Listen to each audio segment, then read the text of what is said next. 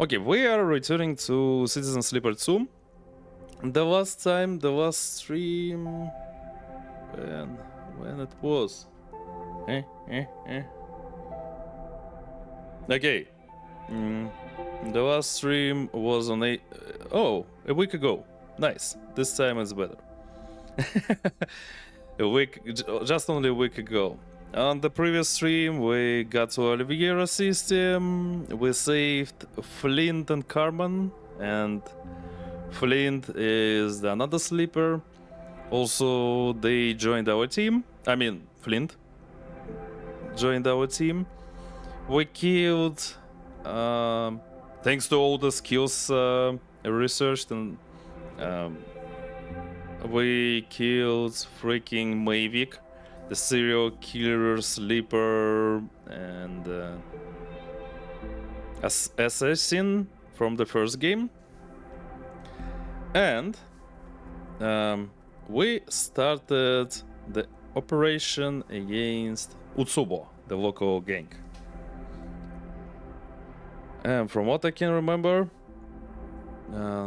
today we are going to fight that Utsubo gang. We need to get to the Darkside sector and spread the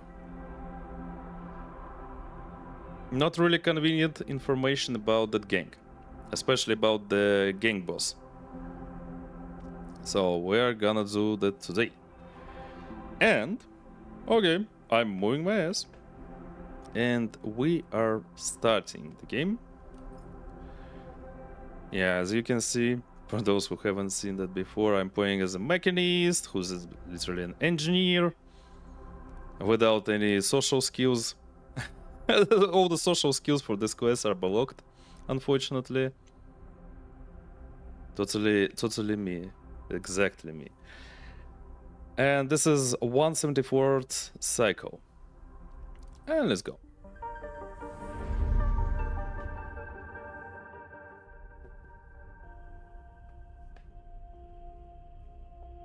Yeah.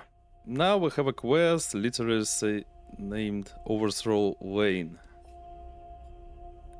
So we have only 2 quests left. Overthrow Laine. Laine has been taking power in Darkside by colluding with Senate Stat. Yeah, the other corporation. Not really a good one from the first game. If you can reveal this to his gang, Utsubo, his time as a leader will be done. Okay. And the second quest, which is really odd. Quest from Kadet. She has a drive from Hexport. Cracking it might open reveal the fate of the station and perhaps clear your conscience. Yeah, Hexport is the station from the beginning. Unfortunately, it died for some reason when we left it. The whole system was annihilated by something. We still don't know by what. So that's the investigation we have from the beginning of this game, and we need to finish it as well as this thing with Laine. Buy a meal. Okay, yeah, we can't work here. Oh no. We can only buy shit. I don't need to buy anything. Okay, we need to infiltrate Darkside. That's all. Oh, we can do that directly here. From here. And also, I really hope those 2 quests are the last ones. So maybe, just maybe. I really hope so. We finish the game today. Tonight, I should say. Let's go. Okay. Yeah, Flint. Now we have Flint on our team. So, who can we take with us? Let's see. We definitely need... Yeah, okay. Thanks for joining me, Alex, and thanks for the lurk. Jigger lurk. Let's see. Still have a ton of S's. Oh no, good luck with that, Alex. Good luck, bro. You've got it. I believe in you. Okay. Who can we take with us? I see. We have Kadet from now on. We need her.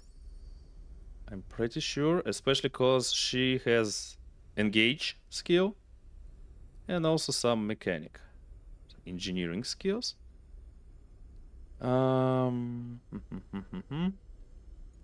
I won't take Eugene this time. Guess Bliss. So basically Bliss or Flint. I'd take Flint, to be honest. They have. Oh, they have. They have. I don't know. Flint has. Okay. Engineering skills and interface skills. Might be good stuff. Might be. I don't know. Interface. Yeah. Field. Okay. Let's freaking do this. Because I had a team with those guys, never tried with those two. Let's go.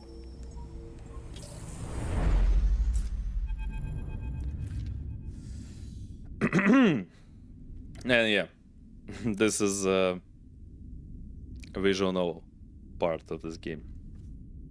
Alright, Sleeper, you want to do the honors? Seraphine is strapped in the pilot seat, guiding the rig towards Darkside. You take the strip of plastic Carmen gave you and copy the frequency into the comms window of the console. You type a simple message.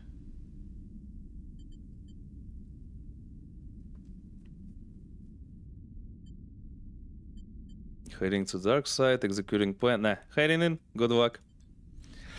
The console chimes the message you sent. You hope Carmen is in range to receive it. You search inside your mind. Carmen is that guy, the other mercenary who decided to help us. Thanks to Ankita, the person from the first game.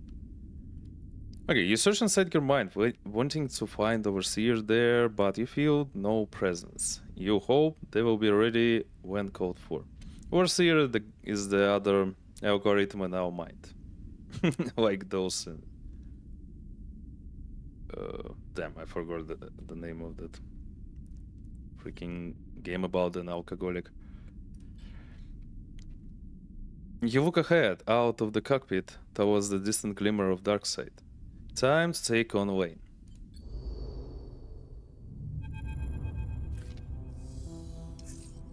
When Seraphine finally brings the rig into the sunward docks, everyone in the cockpit lets out a sigh of relief. The approach was simple, routine even. Checking in with the port administration, being assigned a dock, bringing the rig to a stop. All of it familiar, but all of it laced with the tension of knowing that, at any point, it could all go really wrong. The spoof transponder worked. Seraphine shakes his head. So at least we know Carmen's as good as his word. Was there any doubt? Well, Seraphine shrugs. I've got used to things not going to plan by now.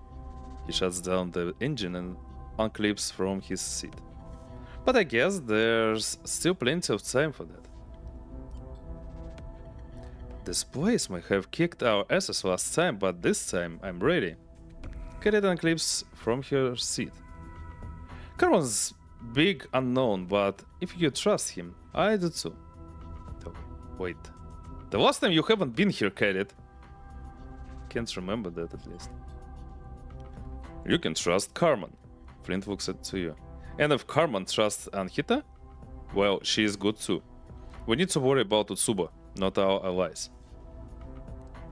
You try to imagine Carmen, somewhere on Darkside, perhaps smuggling himself aboard a freighter, or among the crew of a trusted ally.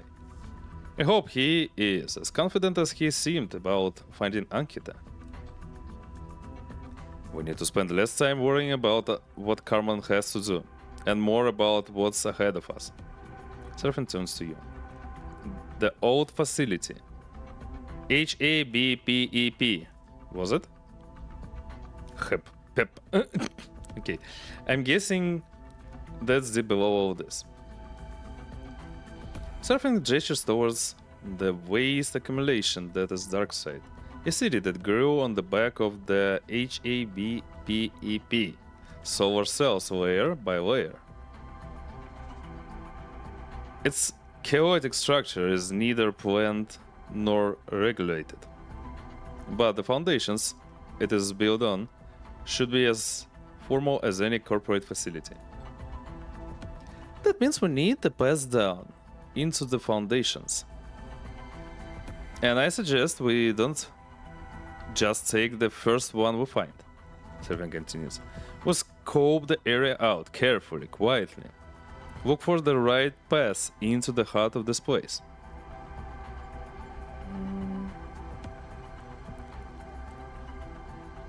What about the Subo?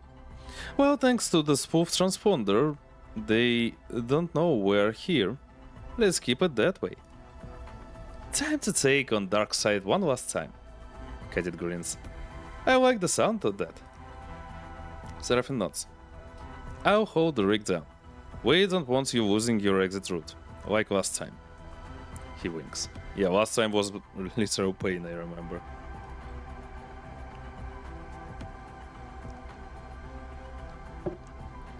Here! He hands you a comms earpiece. I salvaged this from a suit helmet.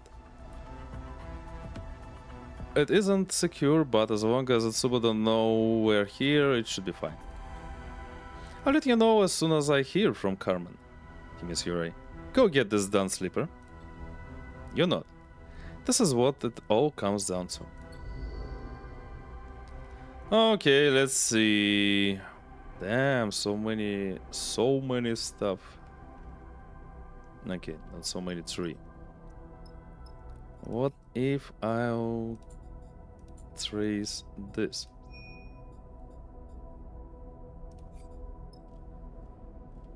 Still don't know where to search. Okay, so basically we're searching. The dices aren't good, to be honest. And okay, we can handle it. Analyze the layers.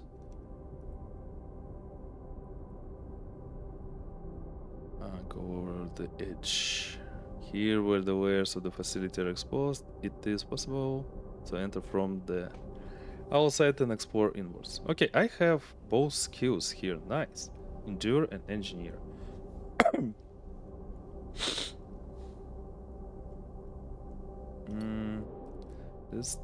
This place. What about ducks?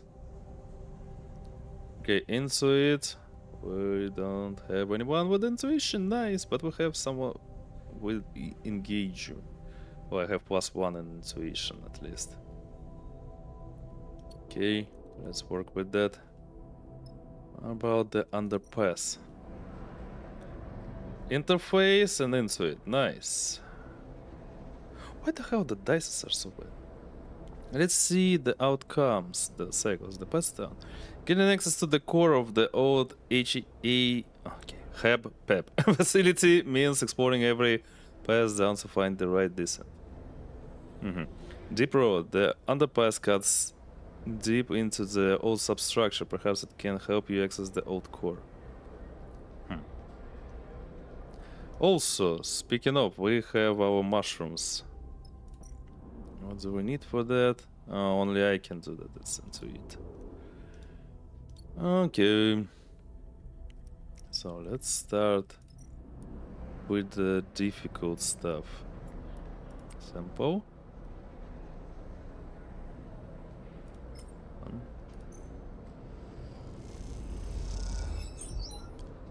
Even 3. Nice. Okay. You do this too? This feels right. Yeah, exactly. Oh, nice. So freaking nice. Kadet can't help us here. I need to finish this, I guess. Okay, let's try.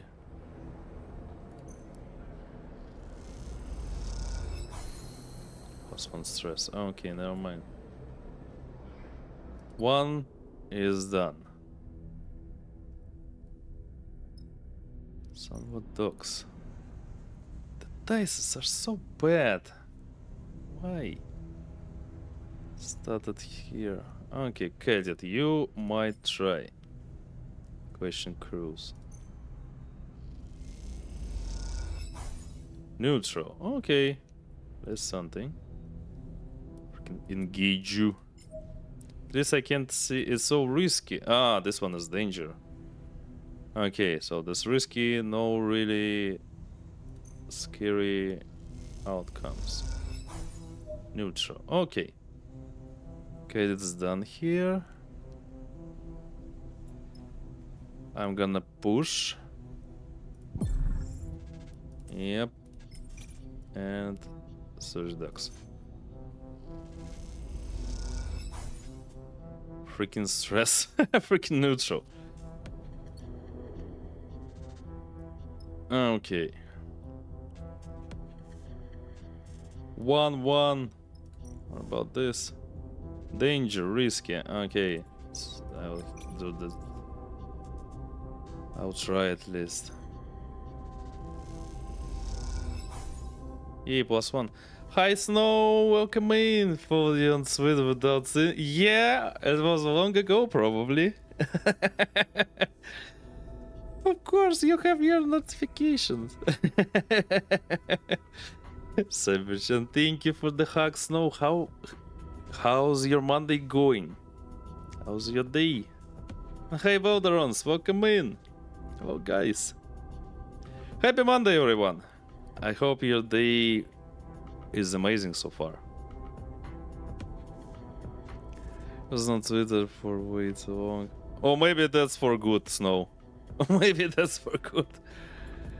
Not a really safe place, you know.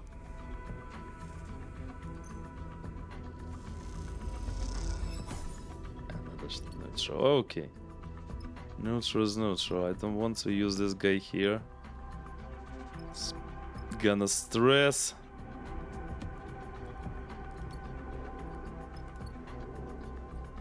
Let's end the cycle.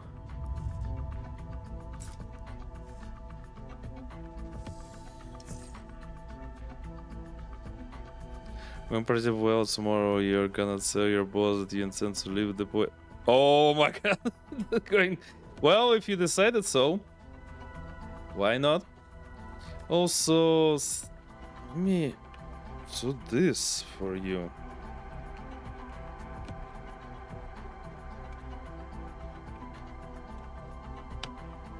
Yo, guys, we have an amazing person here, Snow. It's really cute, huggable, interesting, and chill person. You see, they were playing Subnautica. Yeah, I know that Alex made some some weird act on your stream through a flashbang towards you. But yeah, I would suggest you to follow Snow to support their content creation stuff and support the person themselves. Here is an honest person, a nice person. Okay, only thinking about profit. Why are you only thinking of Haggis? Oh no! Damn, Snow, we're in the same boat. That's why I quit my previous jobs. Mostly. Yeah, so if you have any resources, especially the money, you even found a new job, so that's a pretty good decision to release yourself from this hell, freaking work hell. Yeah, let's not burn out. Oh, the dice are better from now on. Okay, let's do this. Okay, this one is done. Nice. Only one left. And we're gonna use you here. For sure. Nice.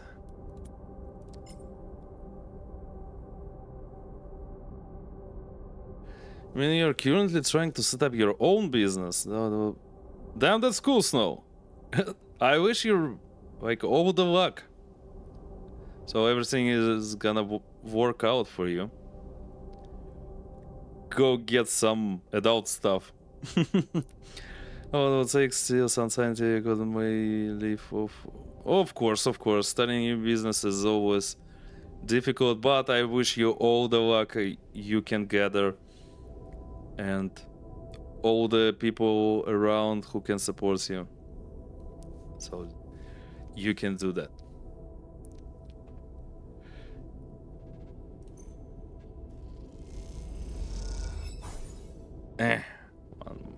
Only one. Kadet. Kadet, can you help us here?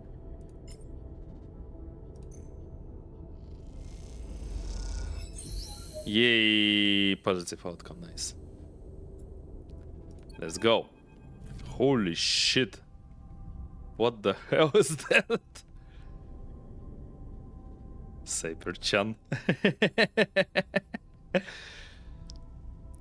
Yeah, I love that Cyber-chan, to be honest. This is so cute. Snow-chan. I think Snow can't do this, Alex, you know. And you know the reason. We need to wait until the shit is over and then we can do something together with Snow. Okay, more text here.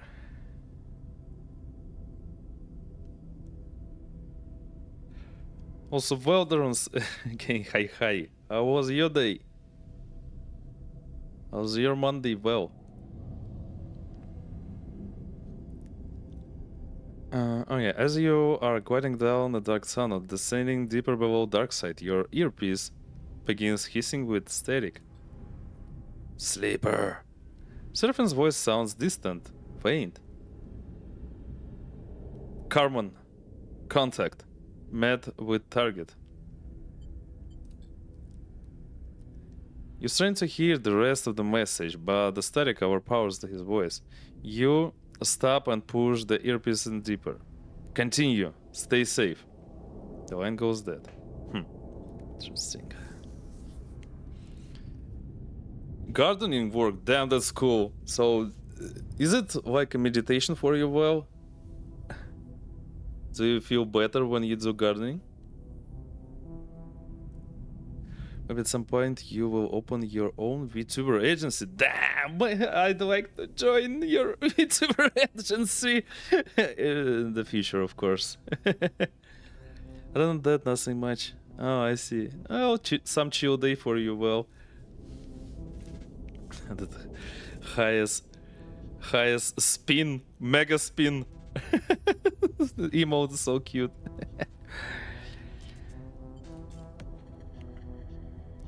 Looks like old Carmen's good for it after all, Kadet grins. We better not disappoint him.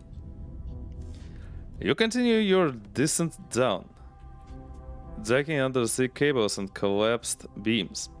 The busy urban life of the city above seems far away now, hidden from your senses. Its rumble and brightness has been replaced by the clawing dark and a growing, oppressive heat.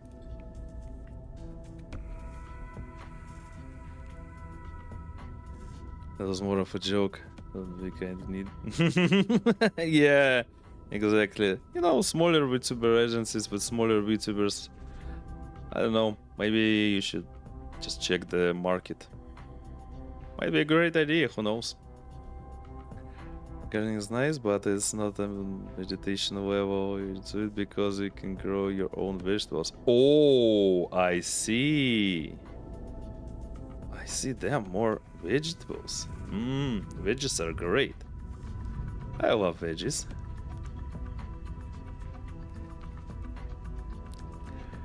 Okay, Darkside and the HABPEP facility it was built on has been running on restraint ever since the collapse, gathering huge volumes of energy, more than its residents could ever use.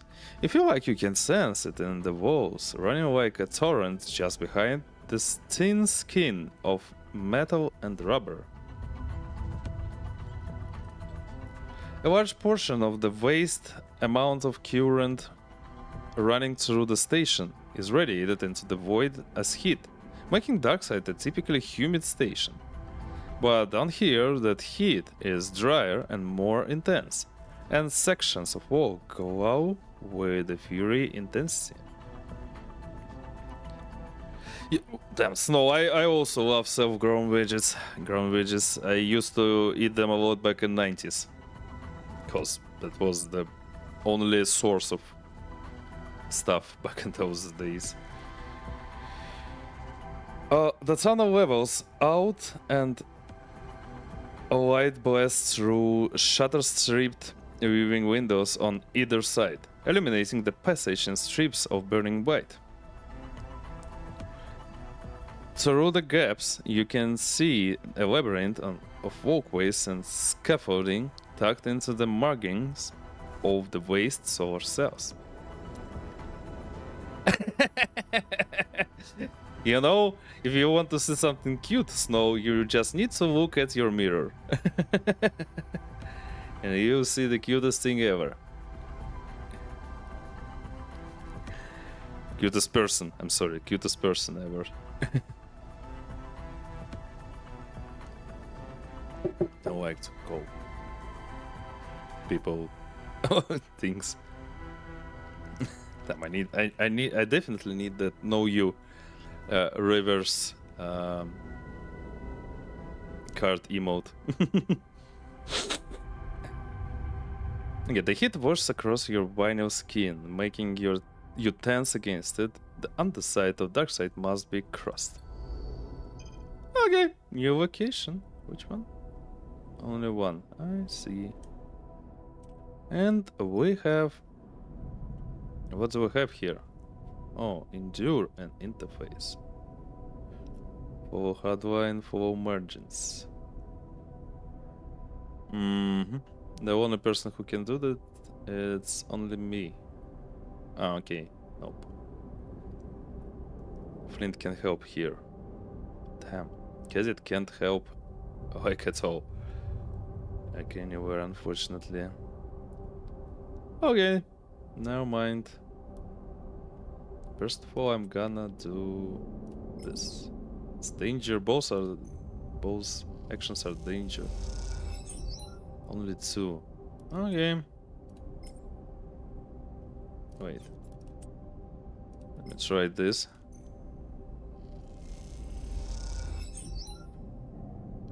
Two. Okay. Two means two. Let me also push and do harvest mushrooms.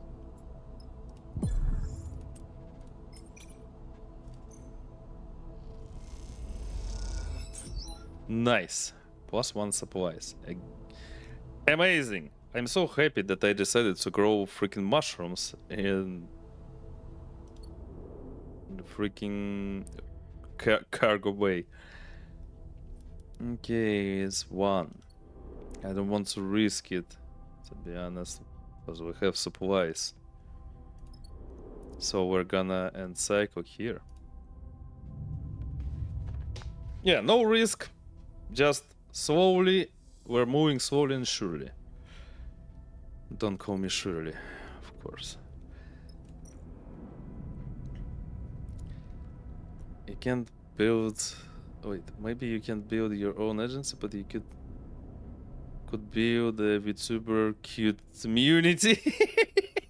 Damn, that sounds so cute. That sounds so cool. You know, you can always become... I mean, with all your positive vibes, you can always become a VTuber manager. and like do two things at the same time, like help VTubers and stream by yourself. Depends on your time, of course.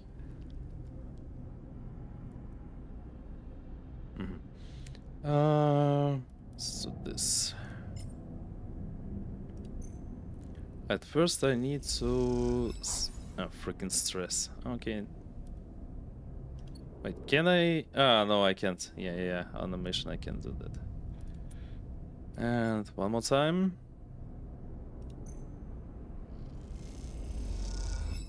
Nice. Stepped up. Nice. Continue. Flint is useful.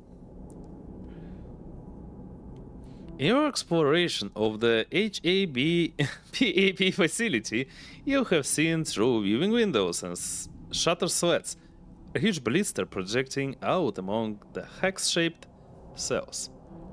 You have approached it, circled it, and now you find yourself passing into it through layer after layer of broken and corroded safety doors. Even if you had not felt Overseer's stirring, you would know this is the mainframe. But you have felt the protocol's presence restlessly turning over in your mind like a sleeping animal, occasionally probing your senses, tracking your progress. We feel at home. Overseer's multiple bodies stretch out their arms as if basking in sunlight. The system's network signals, they are fractured and weak, but we know them. Each of the broken heads shares part of a smile. They are welcoming us. Hey! Kadet shakes you awake. This is the place. She gives you a concerned look. Do I need to worry about what's going on in here? You look around, suddenly aware that you have drifted somewhere you do not recognize. In a state you were not in control of. The spherical chamber you float within has a mezzanine set around its circumference. The floor, a metal grating you can see through. On this mezzanine are banks and banks of terminals. Thick gathered cables shaking, of course, snaking away from them across the floor. All of it bakes in the heat of the peps of waste resistors. You follow those cables with your eyes. They lead to a cylindrical column coming down from the apex of the chamber. It is corroded and bent a little, with very few of its thousands of lights still flickering.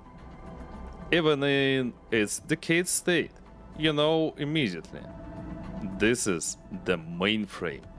Yay! If someone watched that old cartoon called Reboot, maybe that word mainframe means not only one thing to you.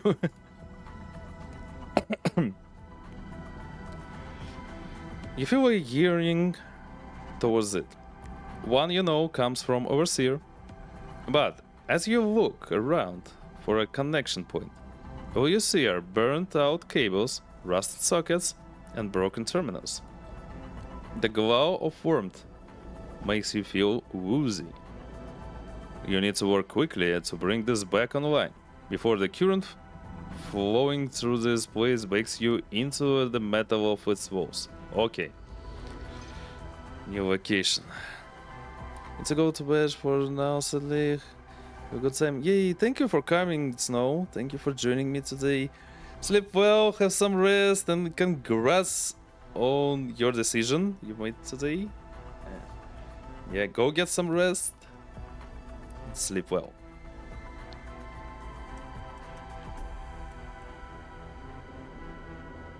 And let me see what we have here. Interface and engineer, nice. So at least I can use you here per connections. Okay. can't break anything here, right? Right? Except for Kadet. Okay, never mind. Only 1 point. That's okay. Still doable. Reboot terminals. Frick. What the hell have I done?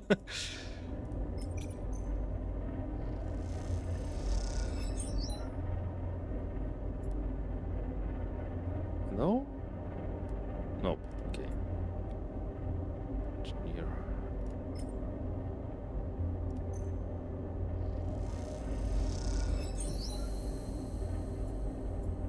Okay, let's go.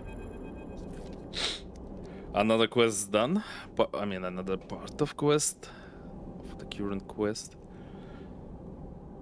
The column of the mainframe pulses with fractured lights. A scattered wave of systems awakening, accompanied by the whine and stutter of the machines all around. Mainframes is up. The friend walks nervously around the room, now shaking and shimmering with energy. Time to connect, but if I see something that isn't right, I'm pulling you out. You reach out for the primed connector, and with your other hand, touch the socket at the base of your synthetic skull.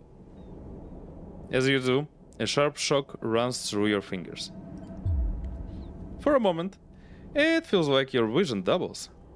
But as you pull the connector and its cable across your vision, you see it is only your body that is doubling. The connector, a stable object, while your arm leaves ghostly imprints through the air. You wave it back and forth, but the multiplied arms do not follow. Each instead takes on a life of its own, grabbing around your forearm and wrist, taking control of your arm. You feel their force as they push your arm across your body over your shoulder. They push once more and the connector finds its home in the socket. Oh, this looks like that hacking interface in the original game, I remember. And then familiar flow, but stronger, rushing, rapid. Then three figures descending into it. A swimmer stepping into a river, a sleeper drifting out of an airlock, a symbol being subsumed into a sign. And you, a little more than a witness, admiring it, its strings outstretched, mapped hand to hand, leg to leg, to another. The flow freezes, the three figures almost overlapping, almost complete, but not quite. Their tripled eyes look back at you in horror. The voice, shrill, silent, in your head. There is someone else in here. Heat, glazing your thick vinyl skin. The mainframe wearing chaos of light and sound. A brightness, and then it fades. The lights shutting off. The servers powering down. A single blinking light, the only thing left on the dark column, keeping time like a metronome. What happened? Flint looks you up and down, checking for damage. Did something blow in the system? Did the adversary cross over? You close your eyes and try to recall the events that happened when you connected, playing them back in greater details. Overseer was there entering the mainframe, but something froze the system, locked them in place. What did they say? Someone in there with them? You open your eyes. Was this a trap?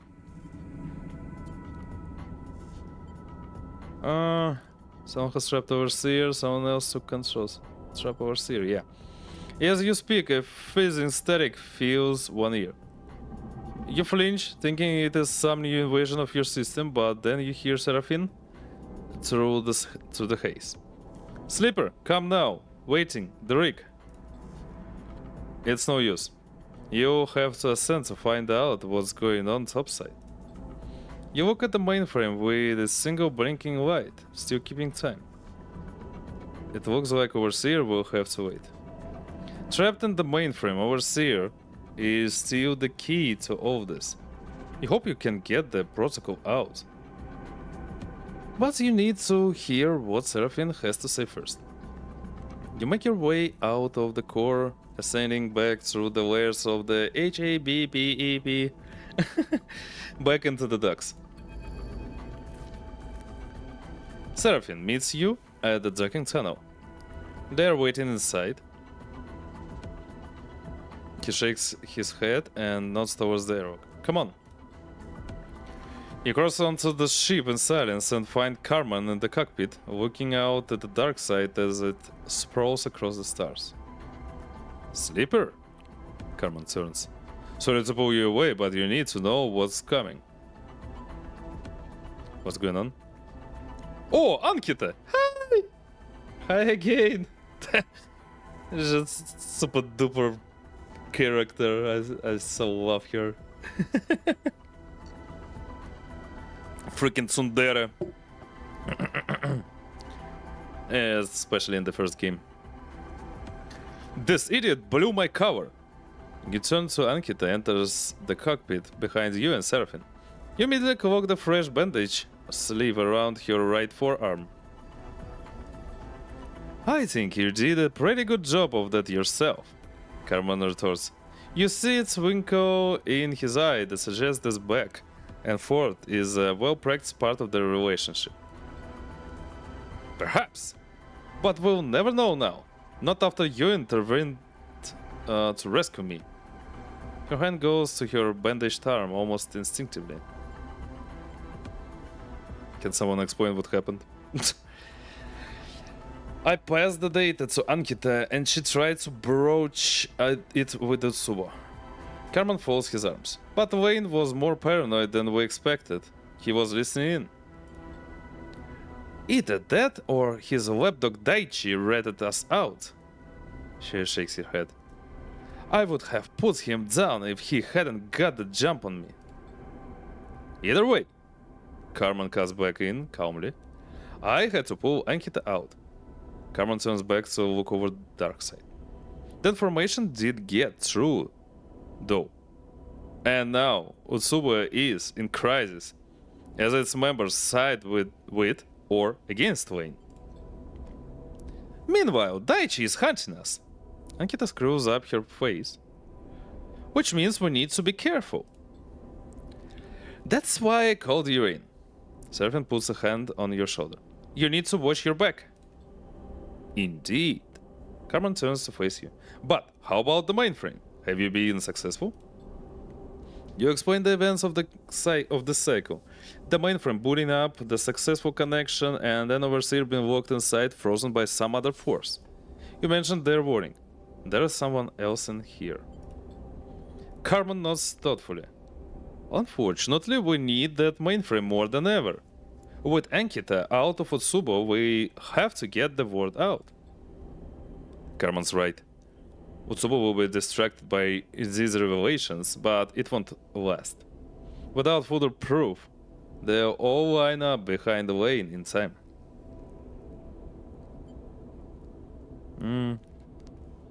Got to free Overseer, we need the mainframe. Free Overseer. We need the mainframe. Overseer is just our access tool. Nah. He's conscious, they conscious, so I'm not sure. You can't name it's a tool because it has a conscious. If your protocol is being locked in by some counter-protocol agent, I wouldn't be surprised if it can be traced back to Utsubo. Ankita looks at Carmen. I know the locations of a few of the Utsubo network nodes. We should hit them first. No. We need to stay under the radar. Sleeper and their crew will investigate the nodes. Quietly. Carmen nods at you. Sorry. You and I will run interference. Keep Utsubo away from those locations as best we can. Don't find anything Utsuba uses the hardline network of the old facility. If it isn't them locking down the mainframe, it's someone using that infrastructure. You think of the feeling of stasis you felt when Overseer was trapped, and the power required to hold the flow of a mainframe as vast and overgrown and in-ground as the HEP-BEP one. Could just be an Utsuba hacker? You doubt it. Seems we have a plan. Seraphina looks between you all. That we do. And we'll need you to keep running comms between us. Carmen turns to you. Sleeper, Ankit will give you the locations to dig into. But keep it quiet. Daichi is out there. And he isn't as easily avoided as some low-ranking enforcer. Ankit slaps the top of a couple of crates of supplies you hadn't noticed before. Consider this a parting gift from my tenure at Utsuba. Swipe them from a gang storehouse. She grins. Thought you might need a resupply? Not sure, Ankita, but okay, thanks. Alright. Carmen addresses the room. Keep quiet and keep in touch. We can still pull this off. Okay, crisis event. Now we have a freaking crisis event. Okay, again, dark notes. Interface into it. Okay. Interface into it. Damn. Tower node. Endure an interface. Oh, nice. That'll do it. I'll start here, I think.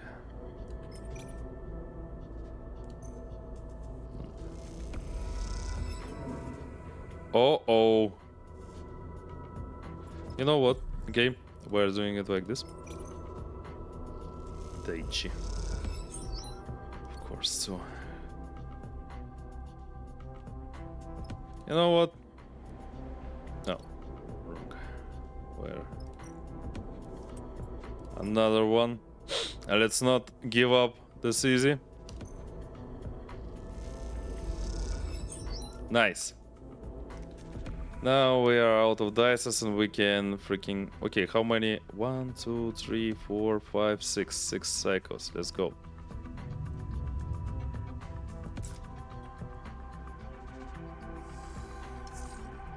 Yeah, the dices are better.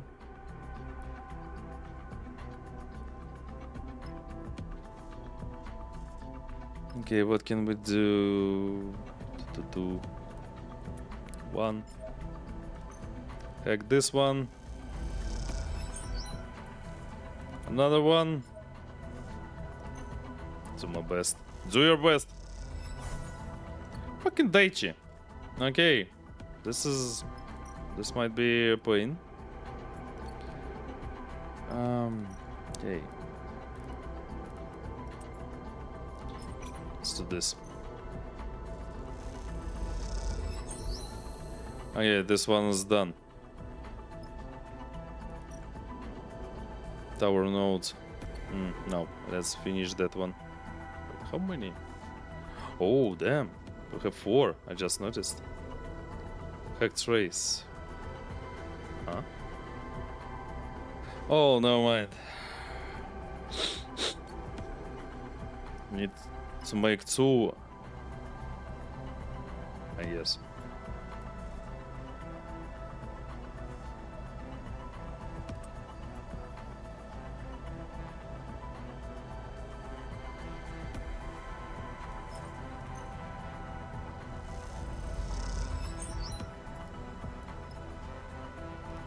And one more.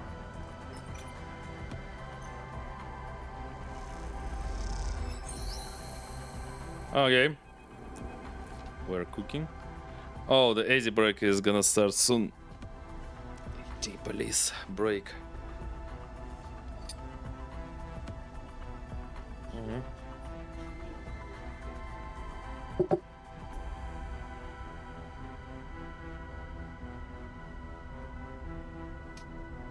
freaking AA bot. All of a sudden. Okay, let me make a quick break here before we proceed to the next part of the quest. I'll return real quick, basically 3 minutes. Yeah. Be right back, guys. 3 minutes.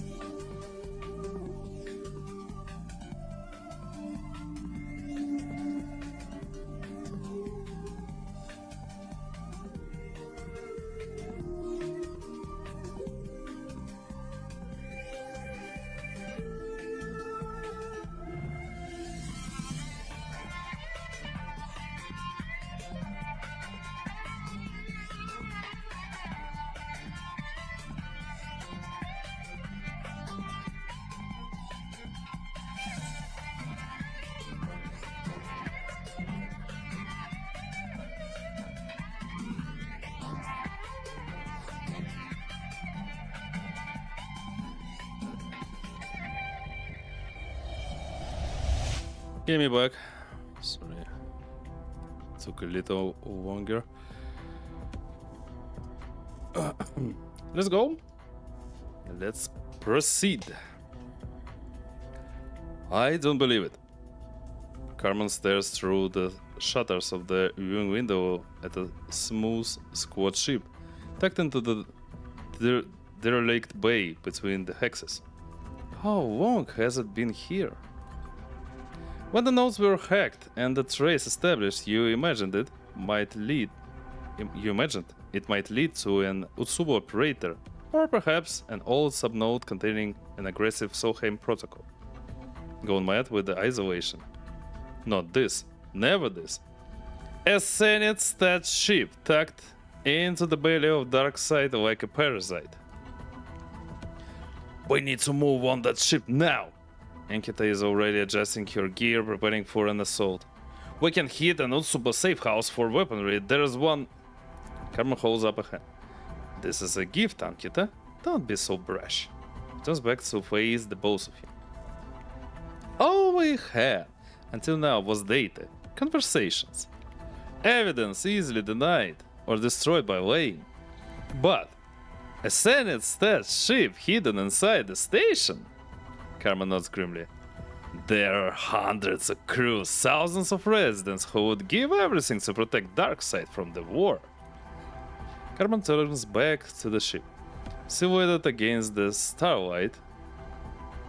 All we need to do is point them in the right direction. Will it work? It has to. Karma nods grimly. We leak it all, send it out through the mainframe, the ship's location, the evidence of Laine's betrayal. All of it. You're forgetting one thing, Ankita interrupts. Until the ship leaves or is taken, they still have the mainframe locked down. We can't blast out its location through the network without taking it on first. Carmen pauses, considering his options. You look out at the Zenith ship, half concealed in the bay. It looks sleek, dangerous. What defenses might a ship like that deploy when threatened? Carmen and Ankita exchange looks.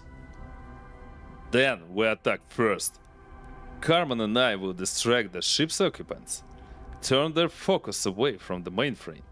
Then you, Sleeper, hit the mainframe and force them out. As soon as Overseer is released, you send out everything. Once it hits the network, our backup will come. He gives Ankita a grim look. We only have to hold them off for as long as it takes for other crews to realize what is happening. The plan feels desperate, and you know that Carmen and Ankita think so too. Will Darkside really mobilize against the ship so quickly? Two old mercs against an unknown Zenith stat force feels like an unwinnable battle. We know the stakes, Sleeper. Ankita takes a deep breath. We can handle them. Ankita frowns, an unpleasant though passing through her mind. An unpleasant thought, sorry. I have given up everything to get Utsuba out. Let me finish the job. Let's not question her intentions. Okay, let's do it. Ankita nods. Go to the mainframe and get set up. When you are ready to connect, let us know. Carmen puts a hand on your shoulder. Once you start, don't stop for anything. Get the data out. He meets your eye. We will handle ourselves. You turn and glide away, looking over your shoulder at the two ex-mercenaries as they discuss their plan of attack. Seeing them slip back into those old roles, you can't help but wonder, does anyone ever outrun their past? Or is it always waiting there, in the dark, to claim you in the end?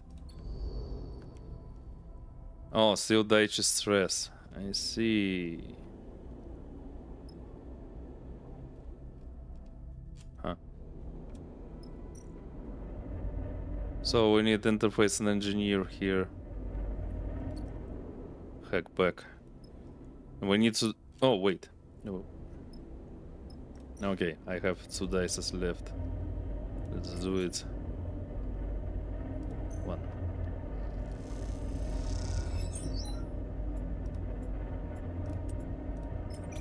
And 2.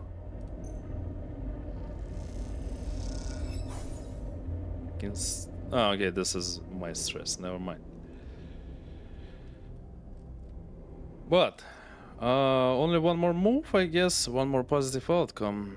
I won't risk it with Kadet, I guess. We can try though.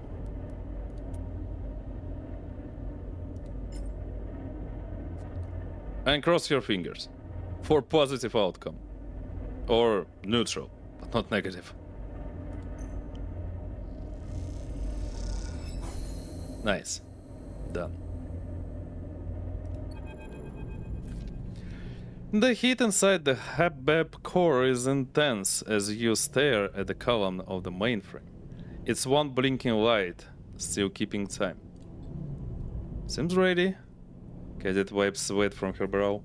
Only one way to find out, I guess. You walk around the wrecked bay. Time to give Carmen the go-ahead. You glance at Ankita's thumbnail drive, now slotted in the main terminal, containing a data packet with everything you need to unseat Laine and review the Senate stats ship. You hope it will be enough. You hold a finger to your earpiece and let Seraphine know to relay the message through to Carmen. Alright. Seraphine's voice is heavy with worry. I'll tell them. A long pause. Be safe, sleeper. Get this done and come back. I will. Good luck, friend. The comms click off as Seraphine switches to Carmen's channel. You wait, imagining the conversation. The terse words activating the plan. You wait. Long enough for Carmen and Ankita to nod to each other. Long enough for them to drop down through the base in silence, to check the weapons they stole from Utsubo, to take their positions, and then to make their move. You grab the connector and hold it behind your head, close to your access port. You silently count to 3 and then connect. At first, nothing has changed. You drop into a state of stasis, a small, dark space with no cracks. The mainframe is locked down, shut off, squeezed inside the grip of some clenched fist. Then you see it. A trickle of light, a flicker of threads. Overseer flows into the space and the torrent begins to run. The rushing gray pulse of data, of connective threads, the jewel of the mainframe. They grow inside the space, and the space, in turn, grows. We see you there, sleeper. Overseer separates and reforms within the expanding landscape. Who is this other? An enemy. Overseer's 3 heads nod. Then we will do what is necessary. Overseer explodes. The points and the lines of light that described its human form separate and multiply, constellations bursting outward like a tree of stars. Overseer becomes plural. As they do, the darkness is pushed back and the extent of the mainframe is revealed. It is a stack of jeweled surfaces, each revealing more faces as the angle changes. From these faces, threads project, cutting out across Darkside. Paths that stretch the length of the entire station. The arrangement is an invitation. You accept their invitation, seeing yourself skimming through lines of light, seeing how the station connects and hums with the flow of data. You see the highest tower, the lowest hex, and then the origin of the dark. A squiggle of black wrestles around a single point. The Senate stat ship, now a battleground. You see flashes and flickers as Overseer then surrounded cuts at it. But looking around, You see overseers everywhere now. Sorry, need to hydrate.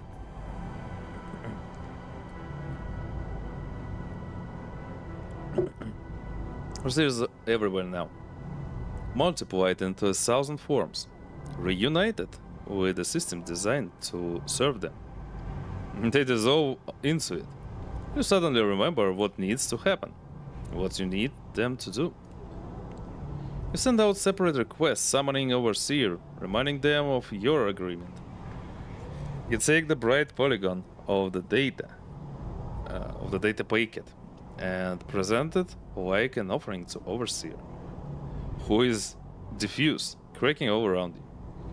Euphoric in the reconstitution as a functional protocol. You receive no response. There is nothing more than a whisper, snatched away on the flow of data rushing by. And then you hear the static in your earpiece. Seraphine's desperate cry for a response. You see a bright point suddenly close, inside the core with you. A broadcast going out from it like the beam from a lighthouse. You reach back and pull on the connector, just to clear the brightness from your eyes, just to block the broadcast. Oh, fuck my life. Here's our bro. I found you. Laine floats in the mainframe, sweat across his brow, his eyes still cold. I finally found you. Kadet slams into Laine, swinging her fists and screaming at him. You freeze, watching Laine fight back, hearing Seraphine's voice shimmering in your earpiece, passing on Carmen's desperate request for aid. Reconnect to the mainframe, I guess. Help fight Laine? Nope. Oh, wait. Kadet is distracting him. We need to reconnect to the mainframe. You grasp for the connector and then drive it home. You are in the constellation of Darkside's network. The exploded body of Overseer stretched across it, as if it has been atomized. Laine is still a beacon, one that flashes close, but you do your best to ignore it and reach out Overseers once more. Remember me, protocol, you say. Remember your promise. Something begins to form, begins to flicker. As it does, you hear something outside the network. The bright crack of an electrical discharge. The grunt of pain and impact. Then, silence again. The brightness grows. It draws closer. And the blinding white blanks out everything. You open your eyes to a smile like knives. Behind Laine's pale head, the body of a friend floats stunned in the dark. The fingers of Laine's carrier signal reach inside your mind. You are boxed into the viewing window behind your eyes. A passenger in your own body. Laine is in control. Oh, it's so much easier now. Now that I am prepared. It's almost a seamless switch. Laine's face is in your vision, but his mouth does not move. And the duality of it, like a mirror, turns to face itself. In perfect unison, you and Laine lift your hands in front of your face and turn them.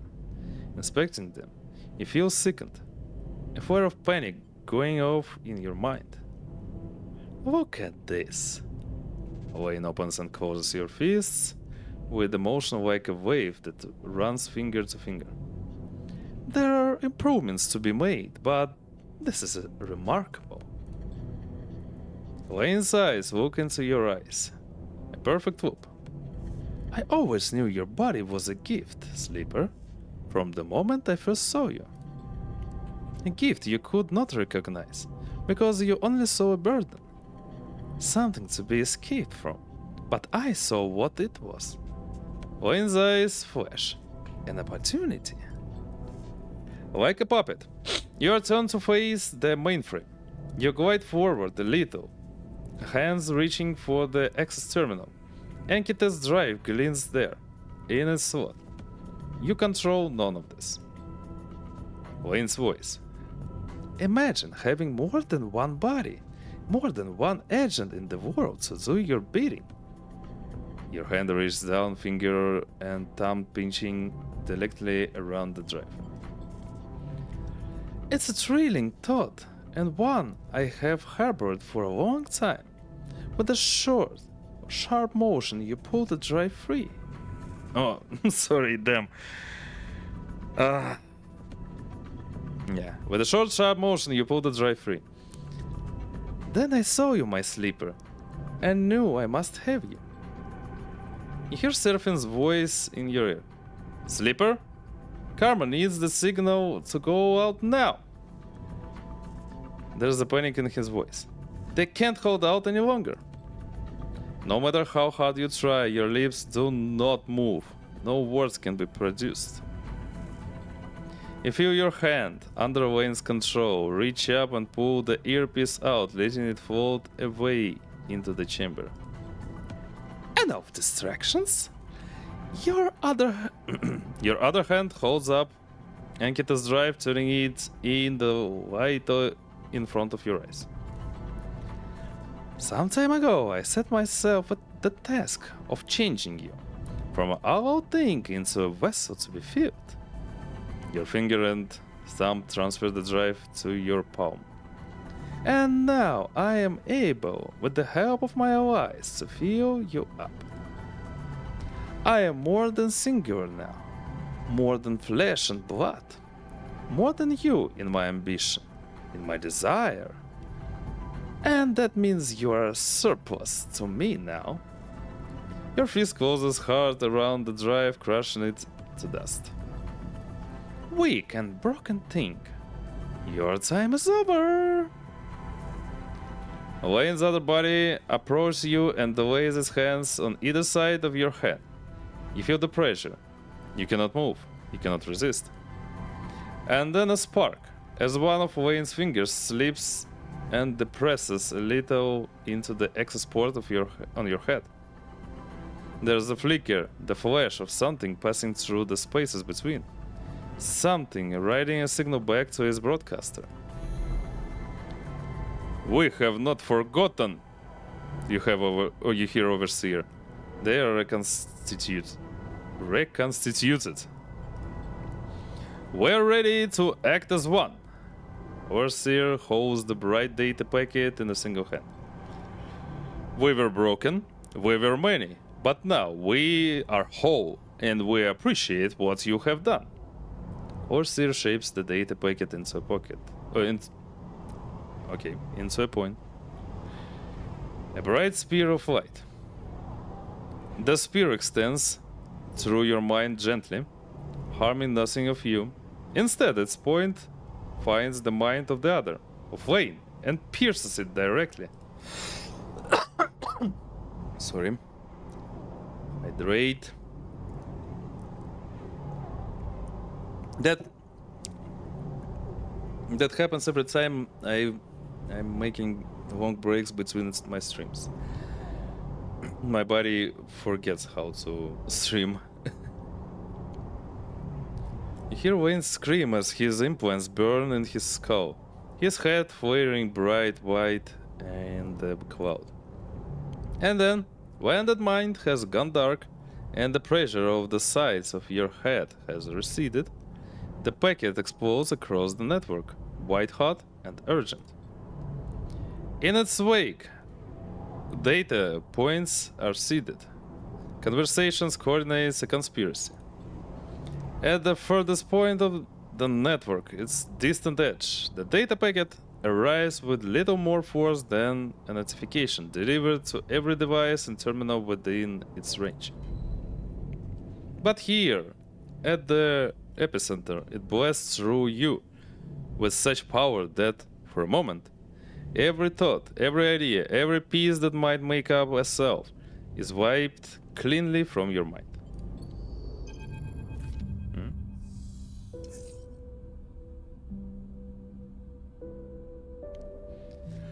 It takes a long time to put a person back together. A long time in the dark, picking up fragments of what once was whole. Like waking...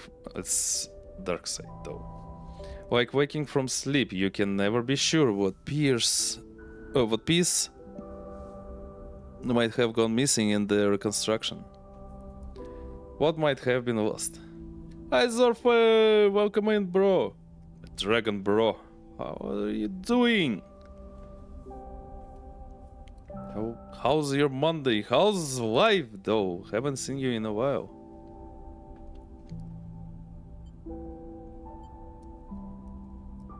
Coping. Typical Zorfe. I hope you're okay, bro. Let him cook! I said, The hell? The sound was so glitchy for some reason. Okay. Like waking from sleep, you can never be sure what might have been lost.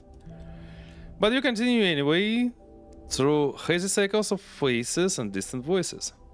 This is, after all, not the first time you have had to remake yourself, and you imagine it will not be the last.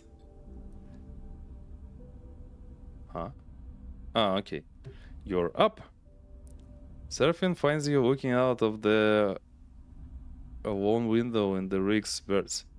A slit that stares out across the shattered edge of Darkside. How long was I out? Seraphine gives you a half grin. Best not to think about it. He looks away for a second. Long enough. Suddenly, Seraphine crosses the bunks and embraces you. He squeezes you once and then backs off, hands on both your shoulders. Good to see you up, he smiles, as always.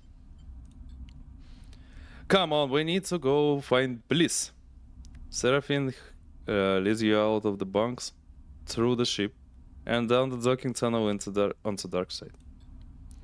As you glide through the docks, he recounts what's been happening over these past cycles. He weren't the only one to take a beating.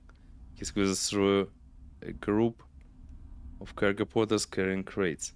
Ankita and Carmen held out against the Senate-stat ship long enough, but they aren't without their shape of injuries. What about Kadet, though? They are back on their feet now, no working together. They managed to quiet some of the remnants of Utsubo, stop the functional infighting. They are clearing out one of the Utsubo safe houses over in the rise. I'm sure they could use the help if you need something to do. Marco has come to the station too. He wanted to help with the cleanup after Utsubo fell. He's working with Ankita. I should go see him, but... Seraphine sighs. You feel like he hasn't quite accepted Marco's reappearance. You aren't sure how you'd react to seeing him again either. Oh, and Carmen isn't sticking around. He is already left for Oliviera. Seraphine pauses for a second, a memory of that place coming back to him. You watch him shake the thought away. Junie, meanwhile, is still digging into all the data she pulled from the bunker. She's down in the HABPEP core mosaicos, trying to make sense of it. Anyway, you'll soon catch up on everything. He smiles sympathetically. But there is something behind his look. You can't quite place it. The two of you continued on in silence, drifting into the depths of Darkside. Good friends, side by side. Oh, nice, major drive complete. So we can make, I guess, the last upgrade for our character. And we have only that investigate Hexport quest. Seraphine leads you down into the passage lined with bright screens and signs. Sound and the light blasting out of the shop fronts on either side. You know this place. Flicker out. He stops outside the familiar door, the shop you woke up in all those cycles ago. He gives you the door.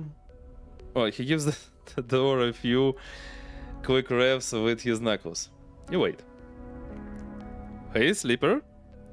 He shoots you a glance. When you're ready, we should talk about the future. What comes next, all that. Whenever you like. Thanks. I'll let you know. Seraphim walks away. Sleeper! Bliss opens the door and immediately jumps to hug you. Yee. They let go sheepishly and walk between you and Seraphim. First day up. I thought you'd both be celebrating your freedom. Don't want to redo it or to overdo it. Seraphim shakes his head. Plus, there's more important stuff to talk about. His eyes shoot into the shop beyond. Bliss' voice drops. You sure, Seraphim? They just got up. Can't it wait a cycle? Seraphim looks at you. They should know, Bliss.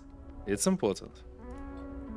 They nod hesitantly and then back into the shop, letting you come inside. Little has changed since you were last here. No, last there. The stacks of servers.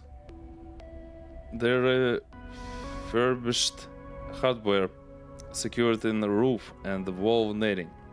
The connectors, including the one that facilitated your reboot.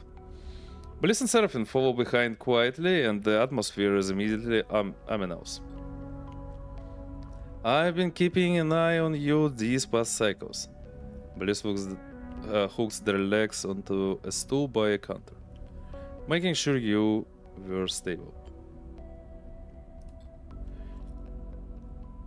Your frame, I'm sure you know, has been through a lot. And when Overseer pushed Laine out, well, things got more complicated. All those changes Laine made to your system, he did it through your stabilizer. He laced it with proteins meant to alter your frame's basic function, to accept other emulations, other minds, to open you up to remote access. What Overseer did corrected some of that, or at least wiped it from your system. But the stress involved, I can see no stress. And the damage from your last special reboot. Please fall silent, unable to answer their own questions. We need to finish the reboot, Sleeper. The one Laine interrupted. Seraphim can always be relied on to tell you things straight. Not immediately, Bliss cuts in, but at some point soon. I'm not quite ready, but now that you are up, Bliss looks down. I'll get to work. Is it dangerous? Bliss takes a deep breath. Look, I'll be honest, Sleeper. I know we need to finish the reboot. Laine interrupted. I'm sure of it. But the effects? They shake their head. Your frame was complex to begin with, but after everything, the reaction could be bad. We can talk more about it when I have them. Bliss stops suddenly, their eyes shooting to the door. Sorry, my... Flint falls in the doorway. They look at you, wide-eyed. You're up! A smile crosses their face. No, it quickly fades. Good to see you, really good. How you doing, Flint? Good. They glance at Bliss, smiling. Mostly thanks to Bliss. They've been taking care of me. Bliss smiles back. Flint has become my patient, too. Bliss clasps their hands nervously together. We've been able to acquire some stabilizer from Laine's stores, which has helped, but we don't have much of a supply. Bliss is going to reboot me, like you were. Flint cuts in. I won't need stabilizer anymore. They sound almost excited as the prospect. You look to Bliss. Flint knows the risks, but they have asked for the procedure. They give Flint a warning look. Still, they shouldn't underestimate the danger. Bliss looks at Flint. Sleeper will also need the reboot, but they don't have a choice in the matter. It is essential. Flint goes quiet. Bliss and Seraphine look nervously at you to see your reaction to all this. You feel like a spotlight is being shone in your face. All you want is some time alone to think. We should do it together. Flint speaks quietly. Whatever we risk it together. They meet your eye. I owe you that and more. Let's pick this up again in future. Bliss tries to calm the tension. I still need many cycles to prepare it, especially if I am to reboot you both simultaneously. It will be your choice, Sleeper. You decide when. They reach out and lay a hand on yours. But without this, you will soon begin a decline. I am sorry for that. Your head spins. Seraphine slaps a button to open the door. Come on, Sleeper. Let's get some air. You follow him outside. But when you get there, all you can think is that you can't breathe. You don't need to breathe. A wave of claustrophobia passes over you. You are in control of this, Sleeper. Seraphine stares at the lights and signs of flicker out, whooping endlessly. You put what you need in order, and I'll be right there with you. I got Bliss to teach me a little about the repairs they've been doing for you. Seraphine rubs his hands together. I know it's getting worse, but I'll do my best to keep you running. You let me know when you want to leave, and I will fly you out of this place faster than you can believe. It turns to face him. And we can go whenever you need. Frowns. There's time for us yet. Thank you. You never need to thank me, Sleeper. He pats you on the shoulder. Just look after yourself. I was also thinking. Seraphine looks away. I got a message from Oliviera. They're still getting the place together, but with Carmen heading back. The colony is starting a new chapter. Maybe we should head out there at some point, lend a hand? He pauses, unwilling to push it further. Just a thought. Anyway, just give the word. Seraphine smiles. We're all glad you're back. He turns and drifts away, leaving you among the cycling colors and cacophonous sounds of flicker out. You close your eyes and let them wash over you like a wave. There, in the dark of your mind, you search for Overseer, but the protocol does not appear. You wonder if, in that final moment, Overseer might have destroyed themselves to end Laine. But then you feel it, flickering nearby, a signal in the dark. You open your eyes and see something pass through the screens of flicker out, a shadow in all the brightness. Could Overseer be here, in the ancient networks of the Hub-Pep? I turn away and glide out of the row. You have other things to worry about now.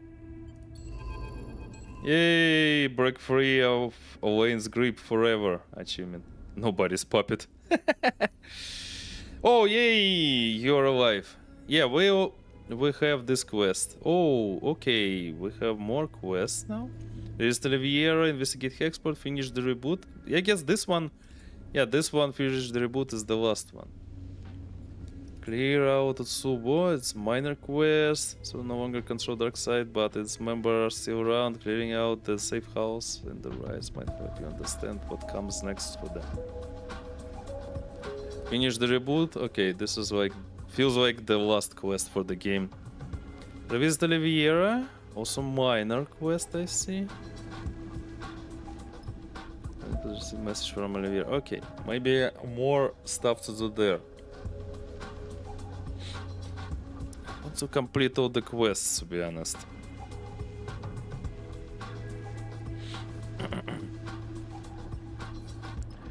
How are you doing?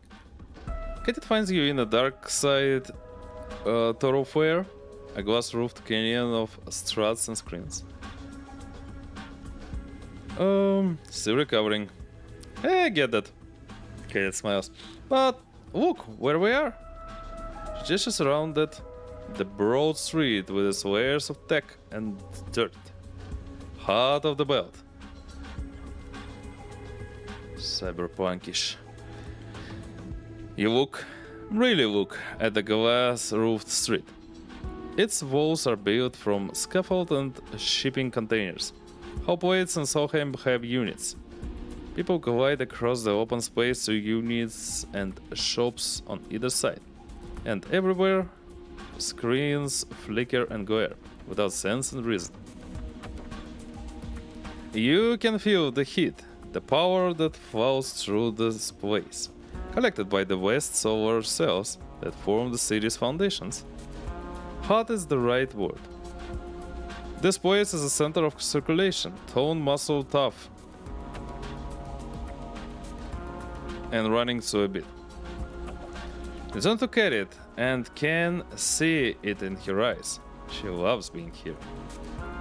I've been thinking, she glances away, of how good it would feel to run my airbike down the street. She smiles. The city has two neat couriers, right? That's a good idea. I know. She flexes her shoulders back. But there's some unfinished business waiting me down. She meets you, right? Hexport. Yeah. You think of the drive tucked away in the scatter yards, the one that contains the data stream from a drone mind vivisection. The one that might have caused the loss of an entire station. We need to go finish what we started. Kadet looks deadly serious. Find who is responsible and make it known. Clear my name.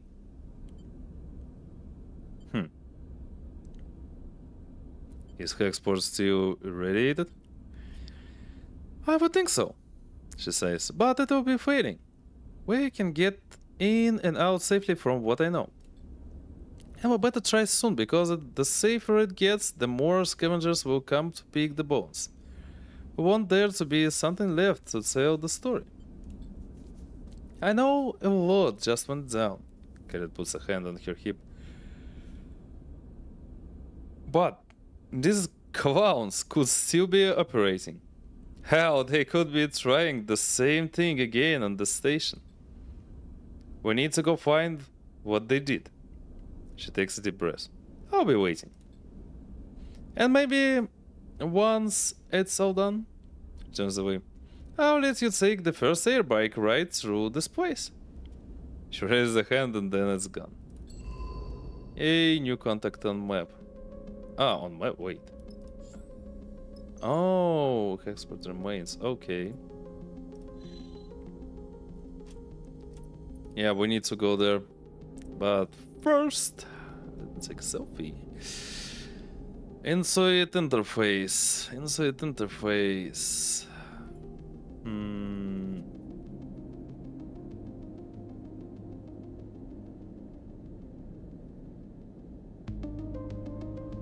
Let's make it interface. Like to better hack stuff. Now we have only one left into it.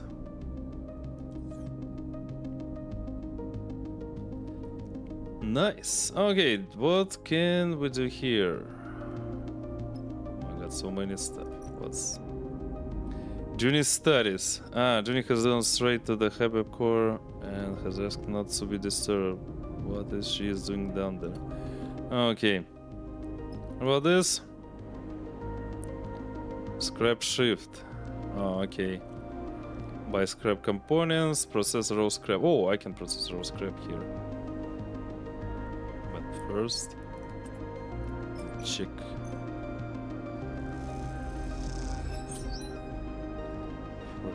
Cryo. Okay.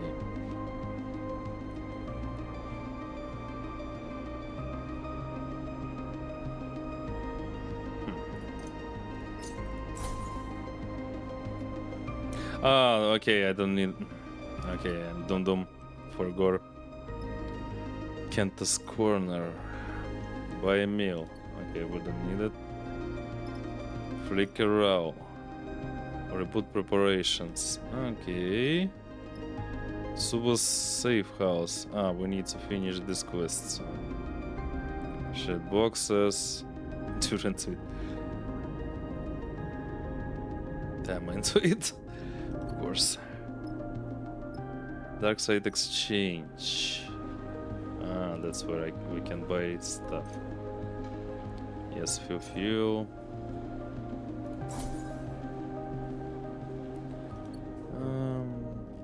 Yo. The rig.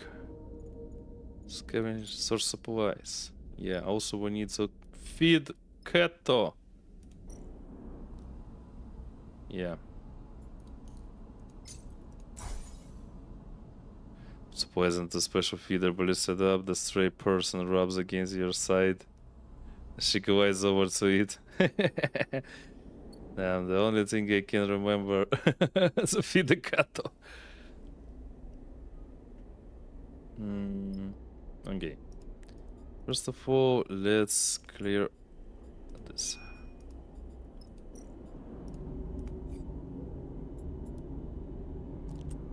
Tour. Oh, it's even like this. Yeah, it's amazing.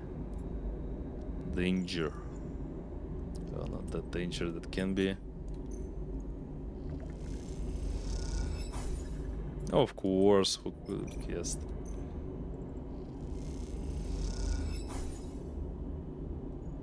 Nah.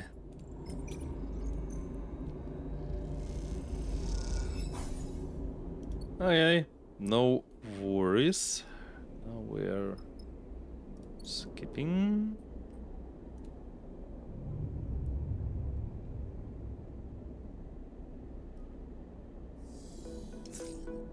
Now we're gonna buy some food.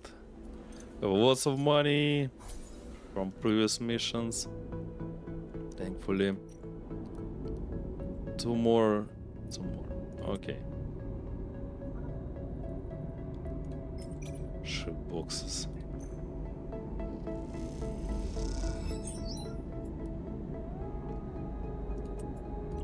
And this one. Who could have guessed? Okay. So we cleaned up after this freaking gank. You watch as the last stack of crates is guided up and out of the cavernous super safe house. You doubt it will be long before the space is filled. Darkside will not tolerate a vacuum for long. The city takes every opportunity. Its inhabitants build in every crack and crevice. As the super spaces are cleared, they will be occupied. The gang's legacy will be buried under factories, kitchens, markets, and housing. But the people will remember the cold and desperate grip they once held on this place, even if the city does not. Oh, this guy, I remember you. Come to Glad. The voice takes you by surprise and you turn to see Oren floating in the shadows, arms folded. He drifts forward into the pool of yellow light. You overthrew a tyrant. You should be pleased with yourself. His tone is flat and you are unsure how to read his statement. It wasn't just me, many people did this. Sounds like that freaking... What this thing called? Imposter. Yeah, imposter syndrome. The sensors are like an imposter syndrome. But okay. But yeah, that's true. Lots of people did that. I suppose. Oren eyes you. But from what I heard, you burned those pale eyes out of his skull. He smiles a thin smile. I imagine it was quite the sight. You don't recall the moment of Laine's death. In fact, the abstract nature of that moment, almost dreamlike, means you had almost forgotten. You tense a little as his scream comes back to you. A screech of white noise based in the white light. Oren is still watching you. He almost would have respected you for actually doing it. Oren inspects his knuckles. If he could have respected a creature like you. What do you want? Oren grins. Just to satisfy my curiosity. I came here to clear out the old disease, just like you. Oren gestures to the space. Utsubo had to go, and I came here to be part of that process. You can't burn everyone you don't like out of this place, I'm afraid. Oren folds his arms. This is our home, whether you like it or not. I didn't like Laine. It's hard to imagine anyone did. He saw Darkside for the opportunity it was and woke Utsubo from its slumber. He turned the gang into an administration and the city into a machine. He was too erratic for my taste. Perhaps, but he held this place, shaped it into something. I see that you have no intention of doing the same. So, what will happen now? Oren meets your eye. You have created a space that must be filled. Will you take responsibility for that at least? It's not mine to fill, the people will decide. Are you saying it should be you? Huh. The people will decide, yeah. Freaking communism there. Oh, will they? Oren chuckles. I can see that you don't know the first thing about Darkside and its people. The people decided on Utsubo. You changed that. Now you want them to pick something else? They are opportunists, all of them. They will choose for their own benefit only. Yo, bro, you are talking like about yourself, not about all the population of the station. Maybe you should fucking chill.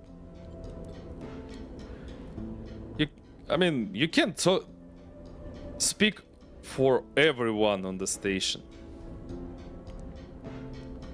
In the end, I should thank you. This city was done with Laine. Oren gives you a nod. And I will be honest enough to admit that you did what I didn't. But never forget that you are an outsider here. Darkside hates outsiders.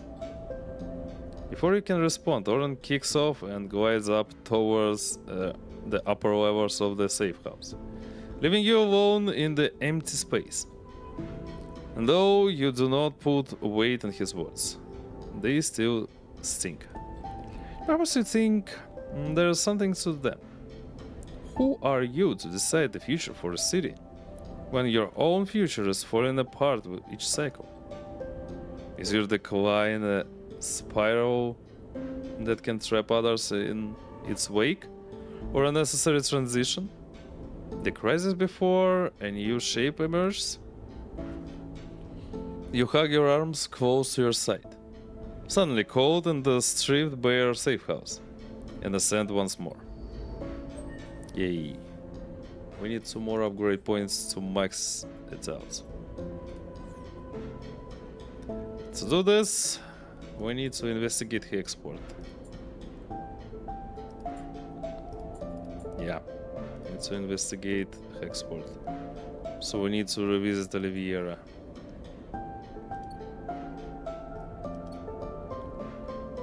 What can we do else?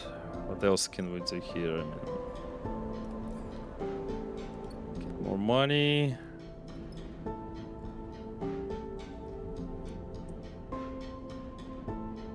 Oh, what? Let me. Those freaking. Oh, it's also into it. Damn. Made a little mistake. Okay.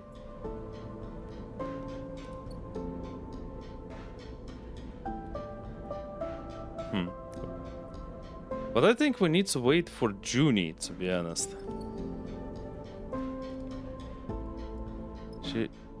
To get there, to get her to Hexport 2. I don't know, it feels like... I feel like it. Like she was there too. You know?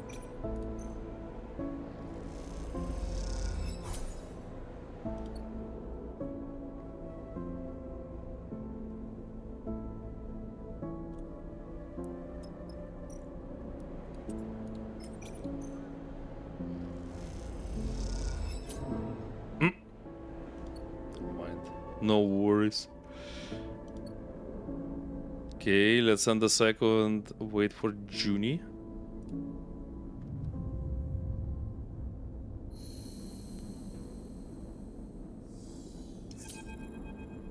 Here she is. Junie knocks gently on the frame of the bird's doorway. Sleeper, can I show you something? There's an excitement in her eyes that makes it impossible to say no. Junie talks most of the way down into the Hubbub facility, which is no short journey. She explains the scale of the data hidden within the station's mainframe, but also the issues with extracting it.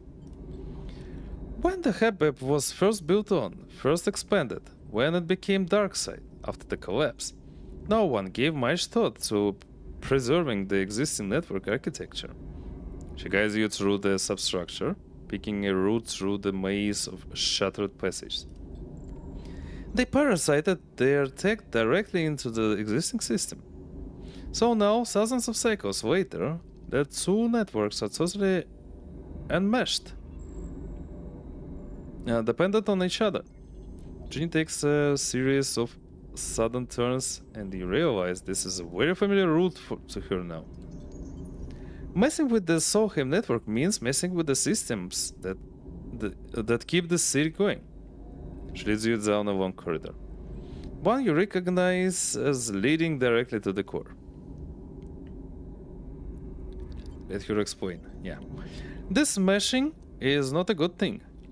She shakes her head. It makes Darkside brittle, fragile, even. This place is on more of a knife's edge than anyone would believe. You look around. Certainly the underside you are now traveling through looks cycles away from collapse.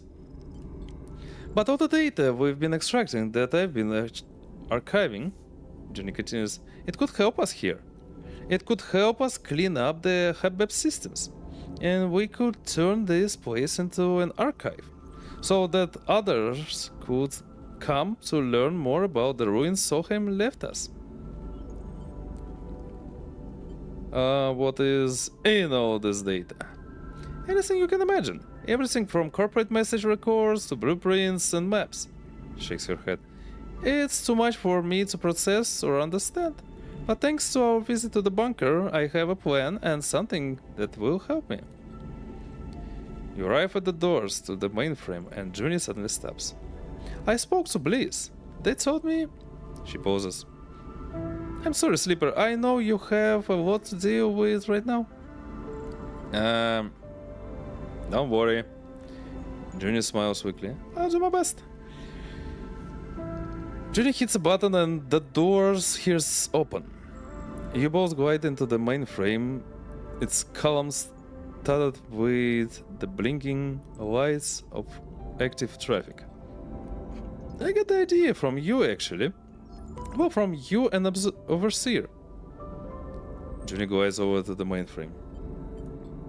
Wait, some hydration.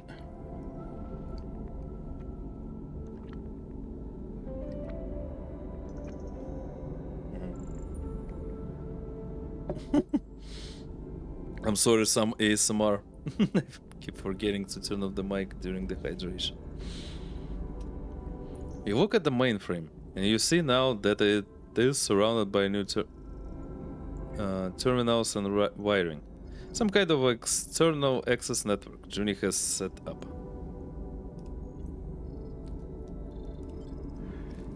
I've had to beg, borrow, and steal to get this going.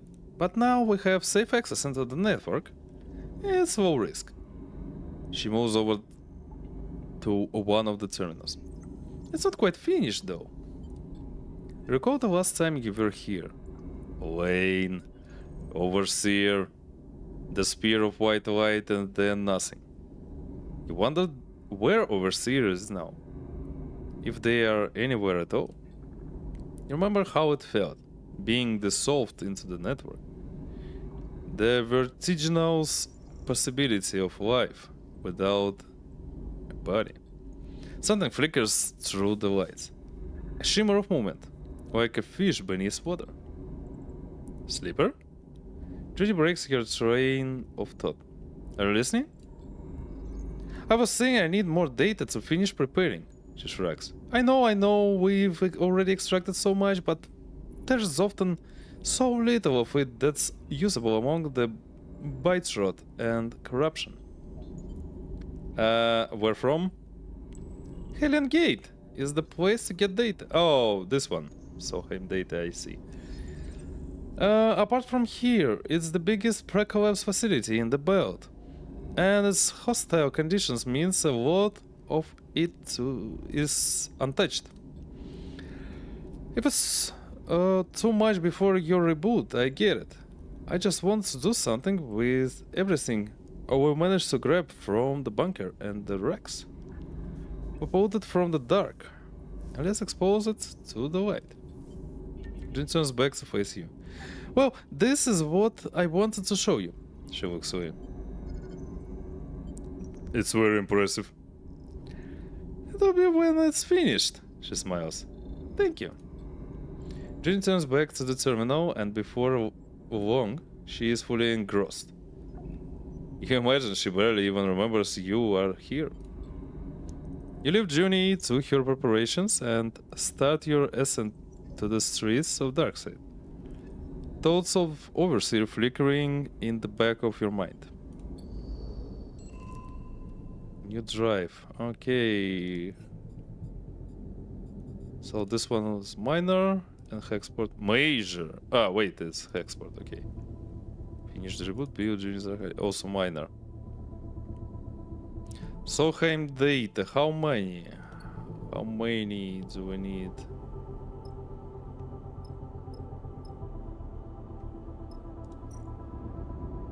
Six. Okay. Need 6. 5 more, so we just need to travel there. How much resources do I have? Oh, nice. Let me get more stuff before we leave to the quest. 1, 2, and 3. Spinning all the dices. See if we can. Now we are going here. Let's see, the drive that ruined Kadet's life points to dark drone mine experience of Hexport. The only answers will be found in the remains of the station. Damn, I could only guess. What specialists do we need there? Huh? Someone's off. Ah, Bliss. We don't have Bliss anymore. I see.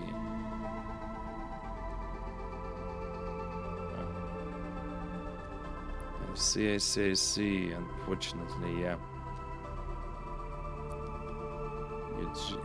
Junie. Damn, I think about Junie, to be honest. Yeah.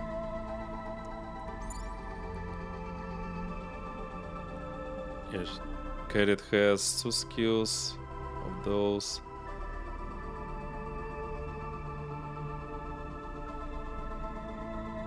We're probably. I'll take Junie, I think, because we need to hack, I guess, to get the data there. It's only my assumption. Yeah. Let's go.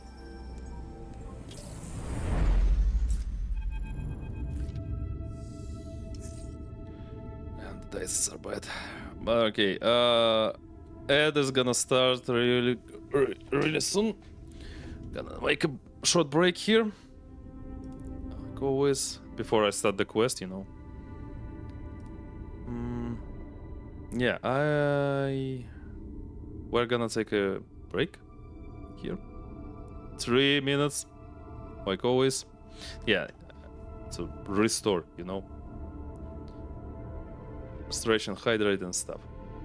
Yeah, I'll be right back. See you in 3 minutes, guys.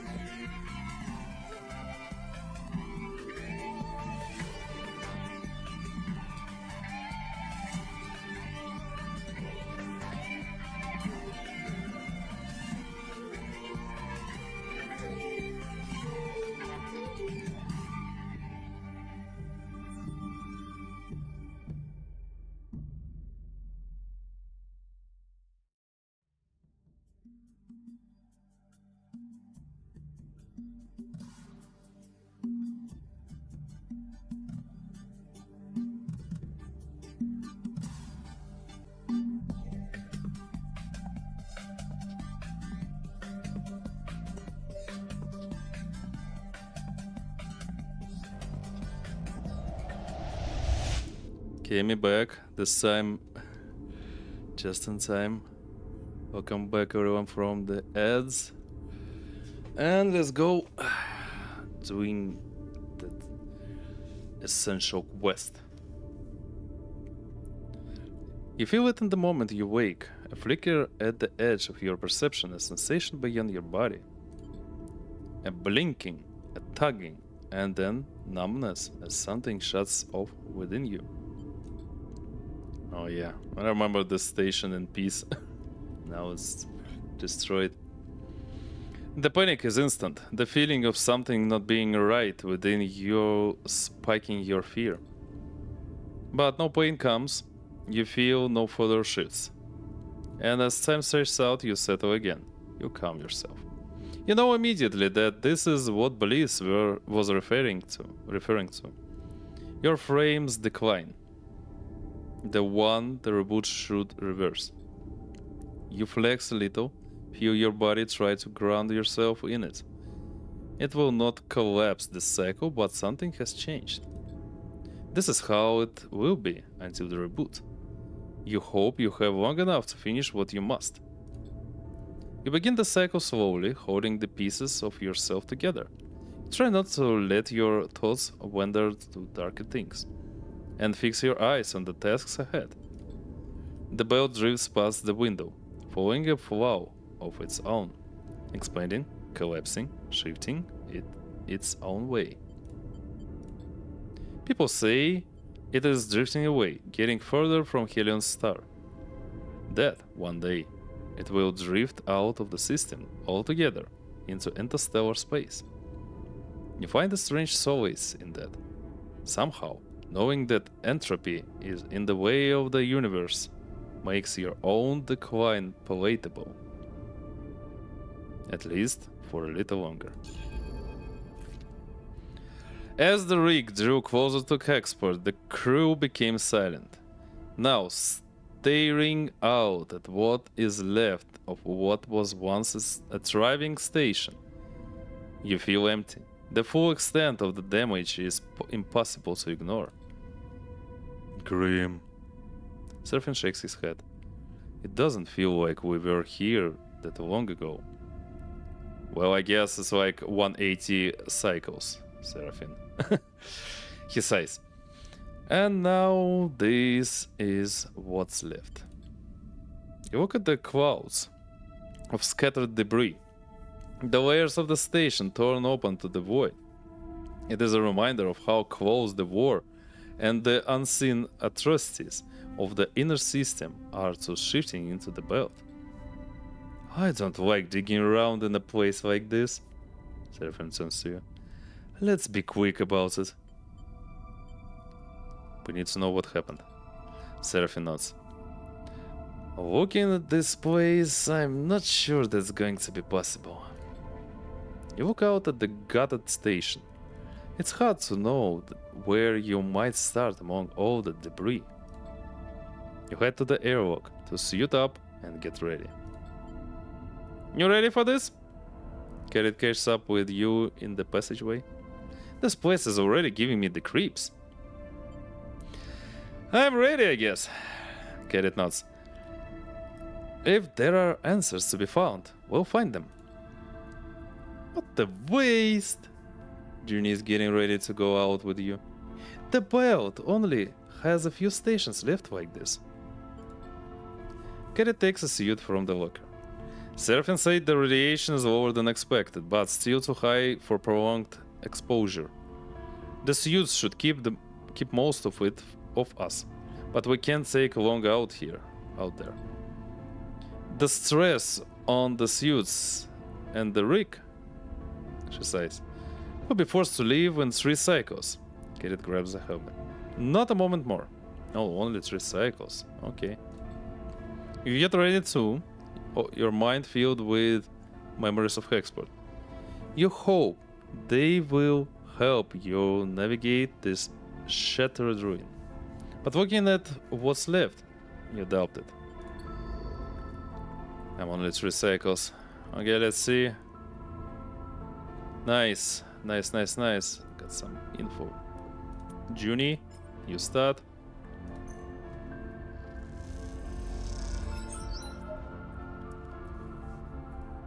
Corrected. Nice work, Junie.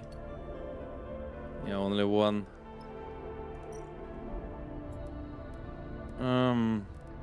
Okay.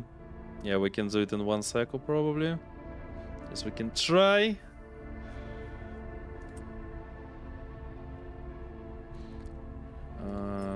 So this. Oh, even 3. Nice.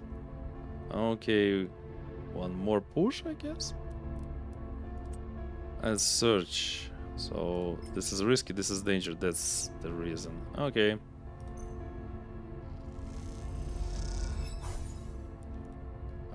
Who could have guessed? More.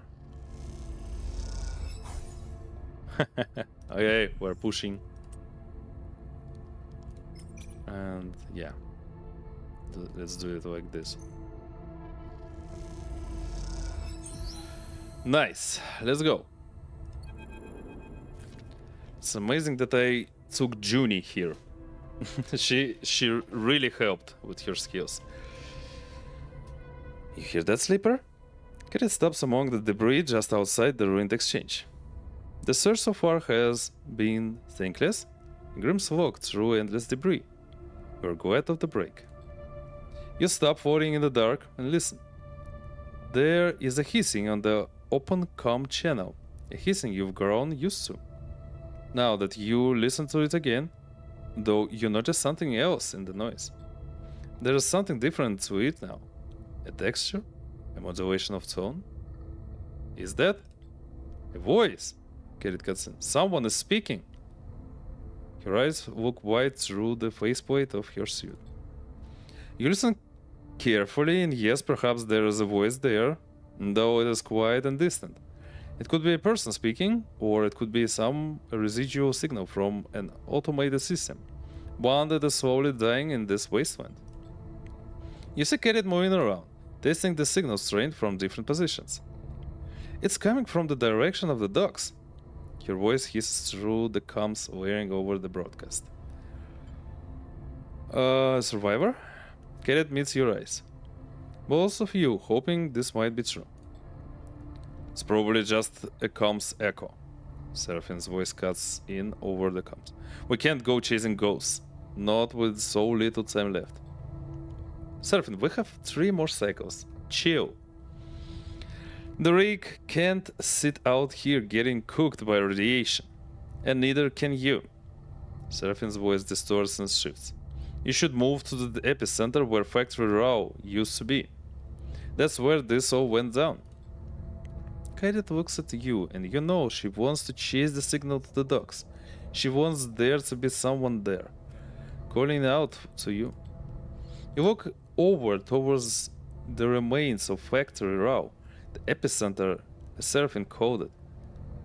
It is now a cloud of debris and fragments of base, a shadow of what it once was.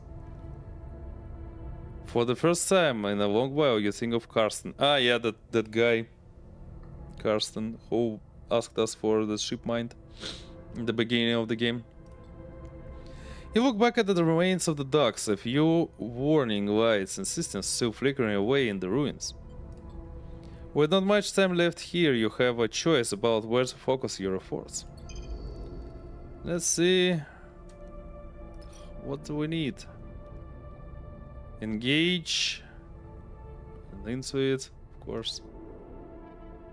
And what's here?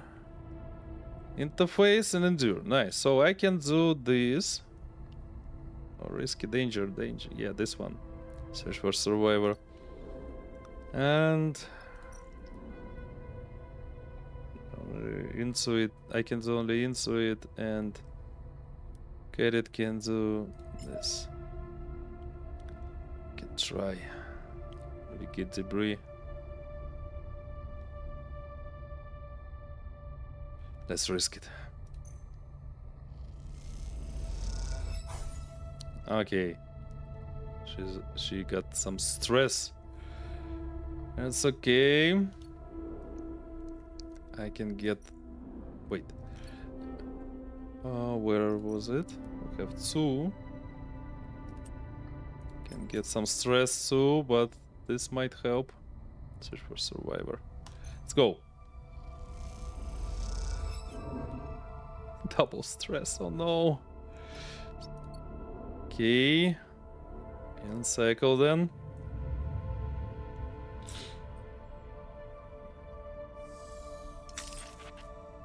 Uh-oh, glitchy dice. Frick. Rig workshop. Provides repairs, dice repair. Okay, we need this.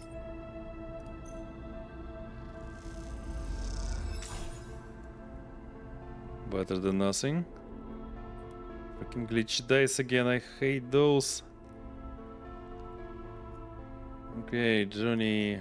Johnny, can you do this? Yes, you can. Wait. Oh, what's here then? Can Junie do something here? Nope, she can't. So only place she. Okay, never mind. Let's go. So many stuff. Junie. It's okay. Cooking. To lower the stress though. Kadet, can you file this? Do some engage. Worries. One more. You can do this, Kadet. Yes, half. Nice. Half is better than nothing. And wait, I will help her here, I guess. Risky. It's risky. Half here, and what about this? Less than half. Okay, we need to do this, I guess. Two.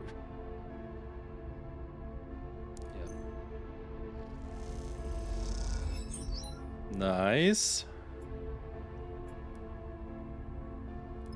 Now we need to lower the stress. Freaking glitchy dice.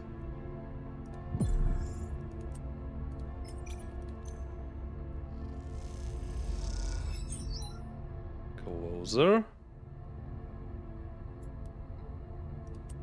Not much time we have, unfortunately. Let's go. Of course, who would have guessed?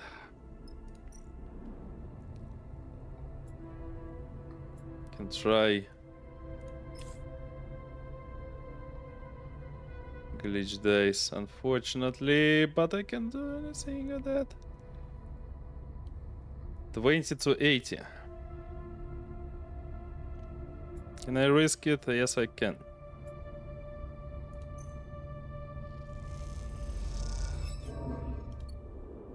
At least I tried. Send the cycle.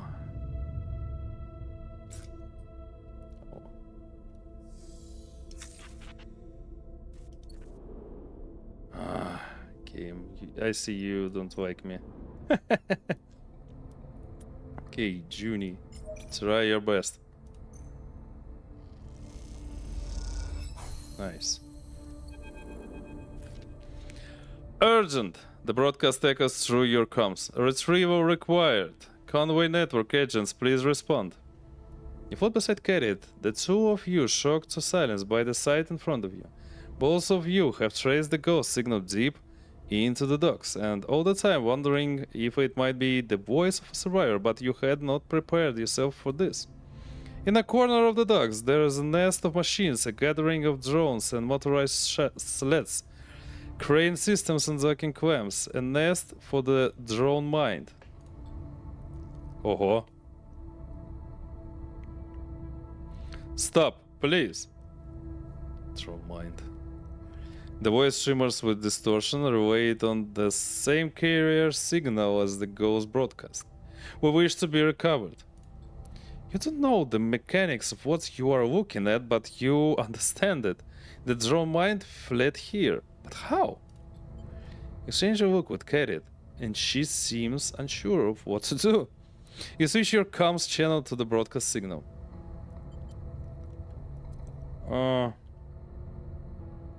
Won't hurt you. Recovery requested. The drone mind's voice trembles with glitches. Confirm convoy extractions. Roll and identify.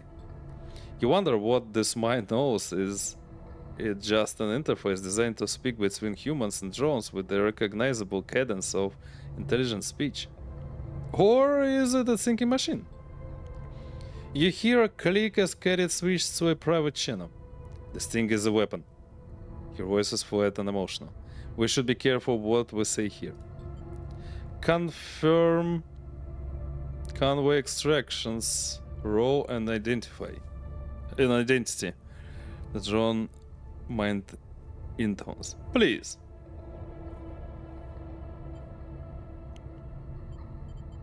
Y to the drone. Y to the drone. You make up a designation that sounds plausible. Kadet turns to you and raises an eyebrow. Confirming with central control. The nest shudders. Confirmation impossible. Connection severed. Retrying. Look. Kadet hisses through the private channel. It's hardwired to the station. You look where she is nodding and see a single thick power cable snaking from an industrial wall outlet. The nest is clustered around the other end, huddling. Huh? Wait, what? I was just disconnected from my chat. Switch is switching again. The nest is clustered around the other end, huddling close to the fading power supply of the station, like it's the dying embers of a fire. Urgent! The broadcast starts again. Retrieval required. Conway network agents, please respond. Kadet moves forward a little.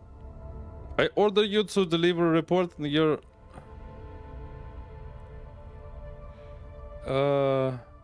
You to deliver a report from your current status. This is a direct report from Conway Control. Turns back to you in trucks. What's the shot? Oh, did he get hit by the Twitch disconnect conspiracy? No, I don't think so. I mean, I witnessed such shit before. For past 2 years, sometimes Twitch just disconnects randomly. Disconnects me randomly from my own chat. That's okay. At least my stream is alive, you know. Can't see any problems. Hi Ghost! Hi, welcome in. How you doing? Yeah, the stream was okay. I see. No missed frames or stuff. No drops. So this is Twitch chat. I'm also good. I have some good stuff going on in my life right now. And also we're in the end of this game. At least I think so. So... Sorry, I'm pouring some tea.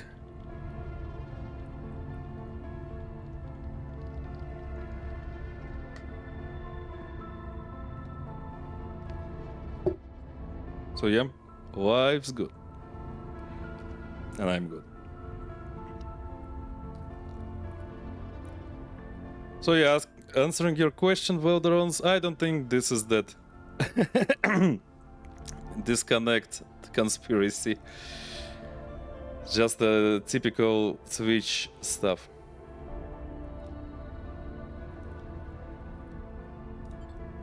Okay, confirmation impossible. Connection severed. The nest fades, then flickers back to life. Temporary bypass activated. Cognitive function minimal. Power supply minimal. Hardware suboptimal configuration. No drone units connected. I am alone.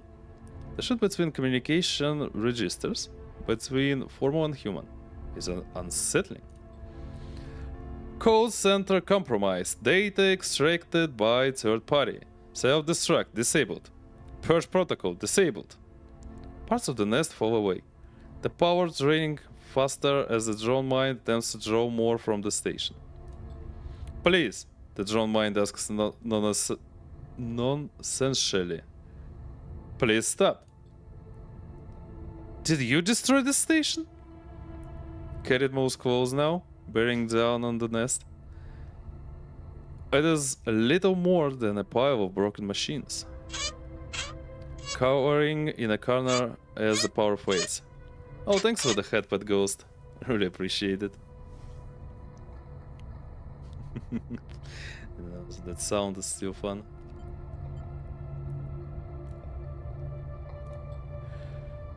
Self-destruct attempted.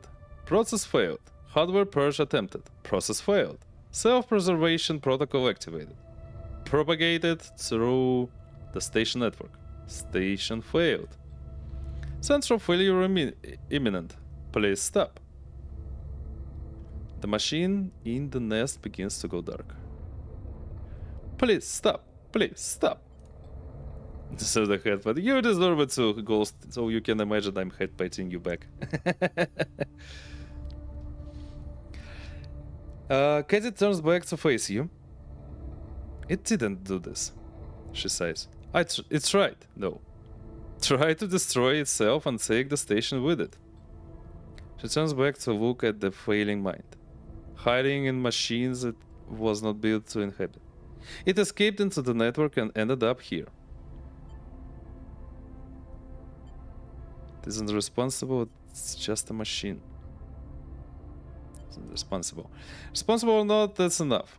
Kadet reaches over and rips the power cable from the wall, leaving it floating. The net shuts off, the broadcast channel going silent. And the bay goes dark.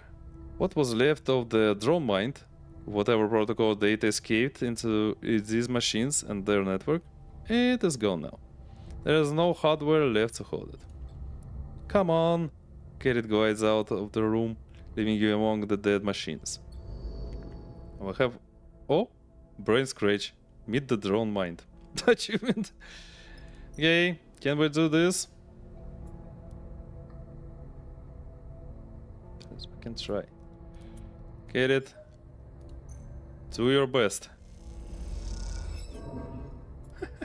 Of course. Who could have guessed?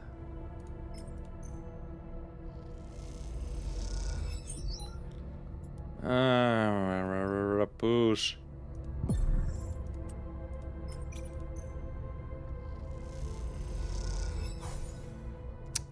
Of course, game, we need some positive outcomes. Ah! Thank you for showing your love, Ghost. Much appreciated.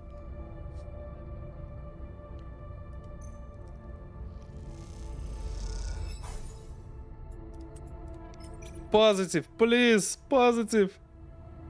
Come on. Neutral. Fuck's sake. Junie can't do this. We can't do this. Can only try. Freaking. Okay, I'm gonna risk Kadet's health, but neutral. Okay. Shit. I want to complete this quest. Fuck. Game, why?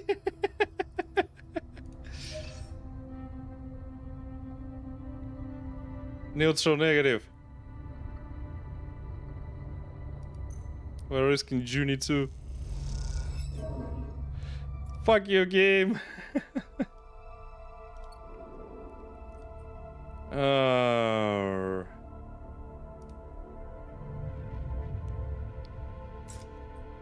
Is this the last one?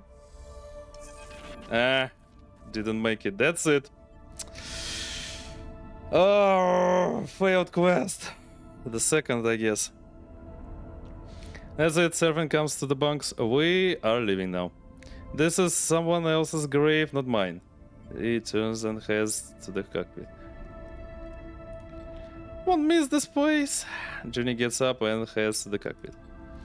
There's nothing left to say. The radiation is too great, a risk to stay here any longer. Your time is up.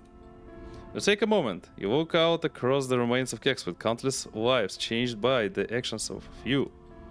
You won't be sad to see the back of this place. What limited answers you have found here do little to reassure you that this will not happen again.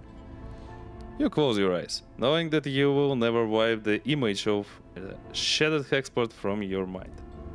But for now, you must turn and face the future. Time to go. No! Shit! Shit! Fucking glitched dice! Why the fuck you reappeared again? Oh, why the hell did I... Now I need to do this. Okay, better than nothing.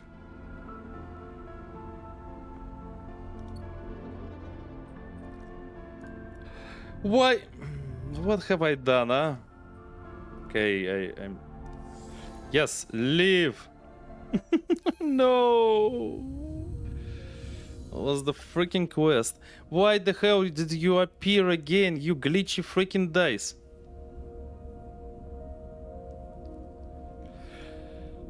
Brice has been in touch, Sleeper.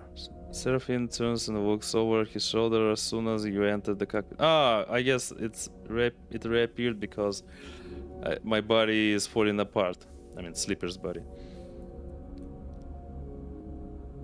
He's sitting in the pilot seat running diagnostics on the console. They say they are ready for the reboot. Should we head there? Not until you say so, Serpent shrugs. Now, how are you feeling? Rough. Serpent nods and doesn't answer. He seems to be thinking about something. I know the reboot needs to happen. Serpent speaks slowly, carefully. I know the risks. I can see all that. But I also know what happened the last time. Pauses. And I don't want you to forget again. To lose all this. Gestures around the cockpit. Everything we've done. That... okay. Neither do I. Serpent nods silently, unsure what to add. I'm not trying to scare you, I just need to say that if the reboot doesn't go how we want, I'll miss you. I'll miss all this. I will too. If you remember. Serpent was shakily at his own joke. Serpent turns back to his pilot console. Whenever you are ready, we can go to Flicker Row, to Bliss. Serpent pokes at the console in front of him. If you have things you want to wrap up first, understand, I would too. Here! Serpent tosses an object across the cockpit and you catch it out of the air. Take that with you when you go to Bliss. It's good luck. You open your hand and see a familiar metal disc. A coin its engraving wrapped away to little more than vague shapes and signs. Taylor gave it to me. Now it's yours. Oh, Taylor, the amazing character from the first game. I can't run from this forever, right? Alright. He glance over the shoulder and smiles. We've done enough running anyway. Turns back to the console and returns to the diagnostics. Leave the cockpit and run a hand along the ribbed metal wall of the passage outside. Is it really possible that you could forget all this? All these layers of memory of experience? Perhaps you can put it off a little longer. Take another tour around the belt, tie up loose ends. Or perhaps you've had enough of that. Why try to escape the inevitable? Try to recall how it felt when you awoke after Laine interrupted the first reboot. Even that is fading into a hazy memory, taught by an unreliable narrator. Thirsty? Kind of. Yeah, I need to hydrate. Don't forget to hydrate too, guys.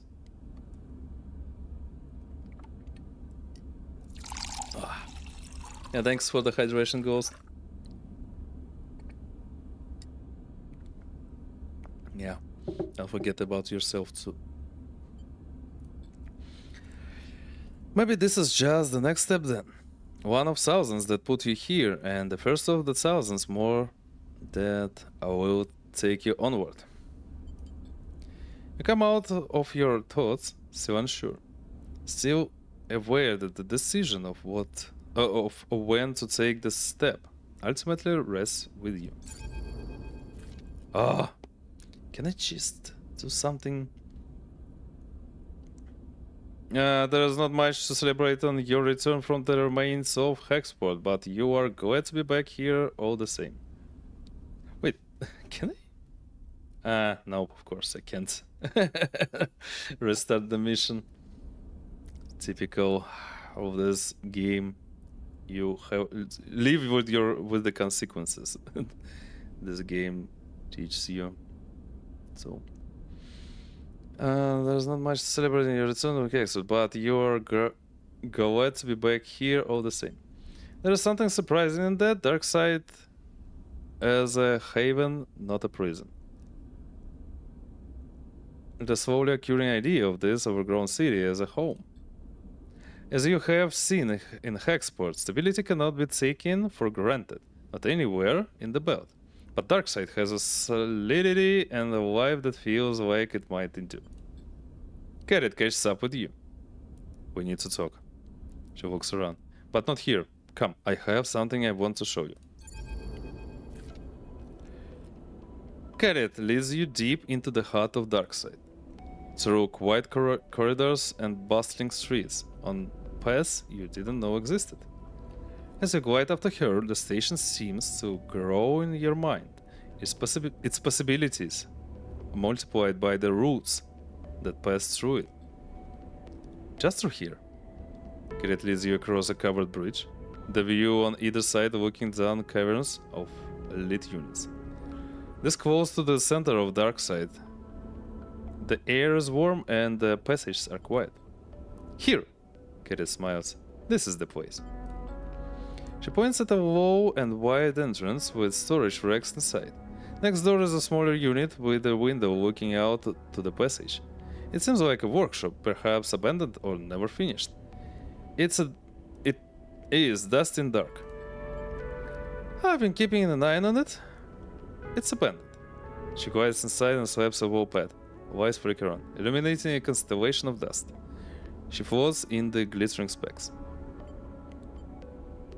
Why bring me here? When we've been on Darkside, I've been coming out here. I just happened across it, but I knew when I found it. I want to start again, Sleeper. She knocks on the metal wall. And this is where I am going to make that start. What we saw in Hexport, what's left of it, just confirms it to me. We can't stop these people. We can't stop the war. She runs a finger along the storage racks. We have what? The drive? Our suspicions? Who can we pin this to? She looks over the workshop. I don't want to think about it anymore. I want to start again. I want to work, to ride my bike and courier package till I fall into my bed at the end of the day with nothing left. Kadet picks up an old corroded tool from the racks. I want to build something here, in spite of everything, in spite of the fact that they could take it all away. Because that's the point. To go on living, without conceding. To go on building, or trying to build, something where we can find it. That's what I brought you here to understand. So you'd know why I'm letting this all go. Giving up? Yeah. How much am I supposed to face? To take in? Kadet's eyes flash with danger. How many crises are enough to prove myself? I'm not giving up, I'm stepping away. Nice position though. Let's remember that phrase. Kadet meets your eye. I'm not ashamed. My old wife is gone. Clearing my name on the far spindle doesn't matter. The spindle jacks will have forgotten me. But this place, Kadet smiles, it doesn't know me at all. You know where the drive is, what it contains. You know what happened at Hexport. Kadet's eyes shine in the workshop lights. Take it from me. It's yours now. I can't carry this anymore. Should do this together. Okay. I will. Thank you. My travels are over. If you need to find me, I will be here. Kadet smiles. Thank you for all you've done. I hope you can understand why I need to do this. She turns and disappears deeper into the workshop. You cross the bridge again. Darkside glowing on all sides. You think of the drive. You're deep in some compartment within the Scatteryard's hub, filled with data worth destroying a station over. It is yours now. But you wonder as you cross back through the city, your mind racing. How can all this end well?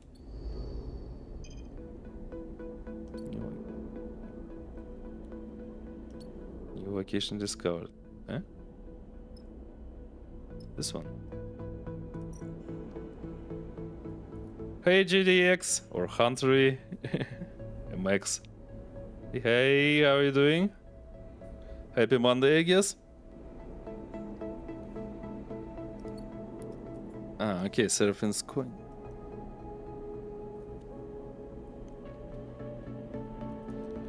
I'm doing great. I'd say I'm doing amazing. This the past days, they were really full of luck to me. So yeah, I'm doing great. Even more. Okay, what should we do now? I think.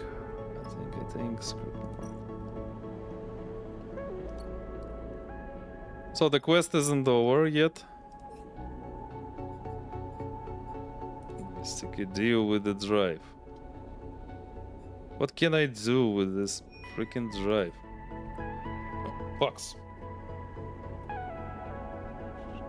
My little Kato just laid his ass down on the wire to my mouse. I couldn't move. Little Kato. Okay, can I fix the dices though? Where was it? Here? Oh no, of course not. Dice repair, device repairs. Seraphim can only repair fully broken parts and not while on a contract. Only broken. Freaking glitch dice. What about the reboots though?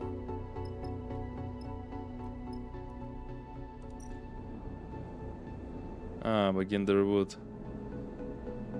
Big changes no matter what happens. Damn, I don't want to risk it. I'd like to finish the little quest. Those little ones.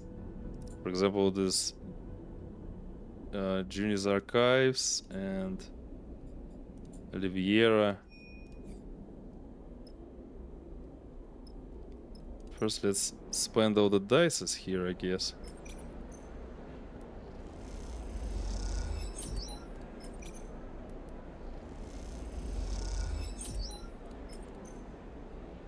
Get more money. We need 5 more Solheim data stuff. Okay. Of course. Of freaking course. Refill the stuff. Fill fuel. Fill supplies. Now we're ready. Where to start? Oh damn it. Holmes. Huh? Okay. Helen's Gate. Yeah, we can start here. Let's do this.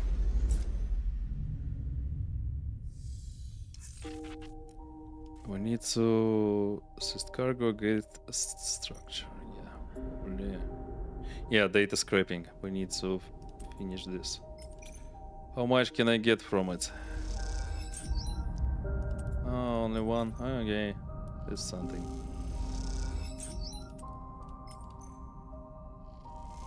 Can't push. Fortunately, I can't push.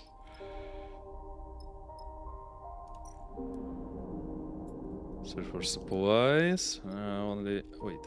Where? Keep forgetting I can click freaking right mouse button and get to the ship instantly. Yeah. Fuel. Scavenge it. We need 2 more. Assist cargo. Want to use the glitch dice? No, the cargo. Oh, yeah, the face. It's danger though. Whoo! Okay, this is cool. Okay, skipping cycle.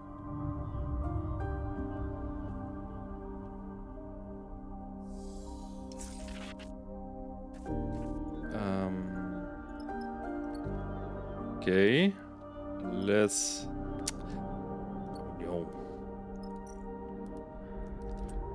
Okay, 2 more. 1, 2.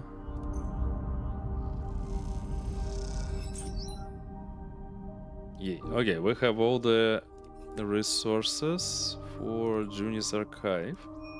Now, let me restore. Regulate. Yeah. Fudge. Make a meal. Yeah, let's go. Okay, restored. Now, where was it here? Yeah.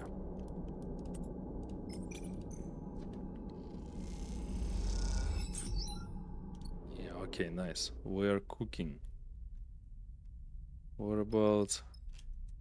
there was yeah, this one. Still danger.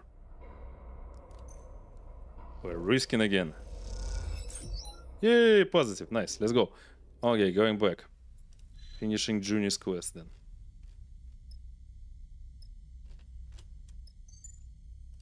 Let him cook! I said, let!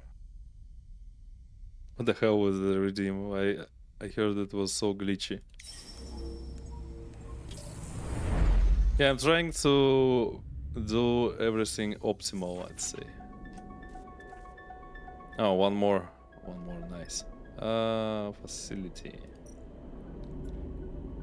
6, let's go. Eat this.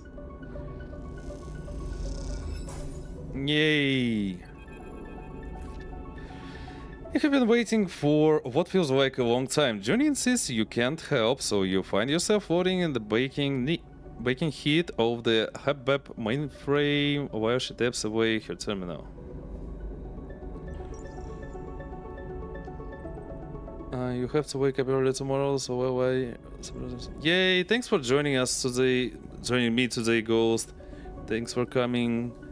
Sleep well, good night, and good luck tomorrow with all your plans. See you next time. Floating in the dark, by my friend. Taps your terminal.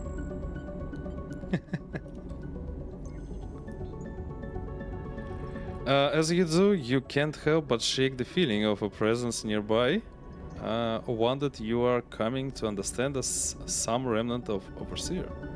You don't know if Overseer was ever really a person, but now, with their many selves combined and dispersed, their consciousness expanding to fill the waste space of the Hub and its networks, they surely aren't even close to human anymore. You would think of them as a ghost, but perhaps now they are better understood as something less mournful. As a system, a process, a thing becoming, the entire station is their body. You can't help but wonder how that feels. And we are ready! Junie hits a key on her terminal with percussive force. It'll take a little while, but she'll be online in a few moments. She looks flushed with excitement. She? You was listening last time? Jin squints at you. Don't tell me you drifted off. I was thinking about Overseer. Junie shakes her head. Then you don't know. She suddenly looks concerned. A voice screeches out of the terminals.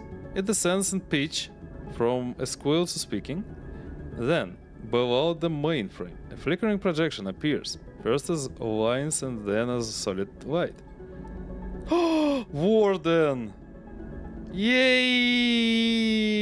Damn, I felt so bad for her. I thought she's dead. Welcome, visitors. Warden flickers and warps. I am the Warden. Please provide... The image jerks and freezes, then blinks out. Shit! Junie taps on her terminal. Just need to reconfigure her for the Hub-Bep environment. How is this possible? I found her, or at least an iteration of her, in what we took from the bunker. Don't worry, Junie glances over her shoulder. I've taken precautions. She can't hurt us. The technician's right. Warden's clipped voice echoes through the cavernous mainframe bay. My protocol is operating under safe mode limitations.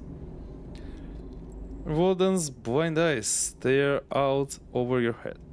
Don't be concerned, Officer Dow. Sorry, I'll fix that, Judy chuckles. What about the archive? Warden is our archive. She can sort the data, act as an interface, answer queries from anyone who visits. Junie smiles. Come on, you have to admit this is pretty cool. You look at the statuesque figure of Warden, once at the heart of Solheim's intelligence gathering operations across the belt. Could such a tool of corporate oversight can ever be used for something good? Look, watch this. Jin turns to Warden. Warden, provide the last known location of every Solheim vessel above rigor class in the starboard belt. Immediately, technician. Warden draws a circle with a pointed finger and it expands, filling with bright specks. At first hundreds and then thousands. A constellation of sights. See? Junie grins.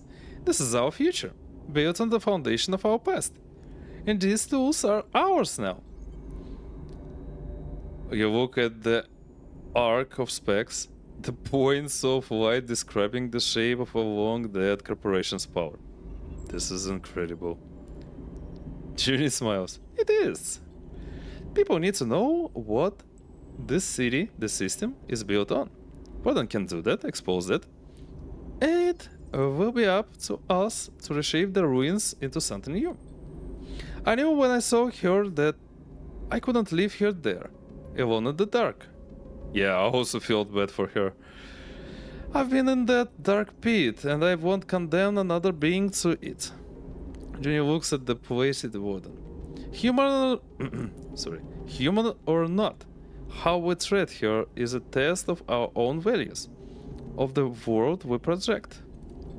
That is not currency. It is a commodity. It is the immaterial output of a system, a structure, a society.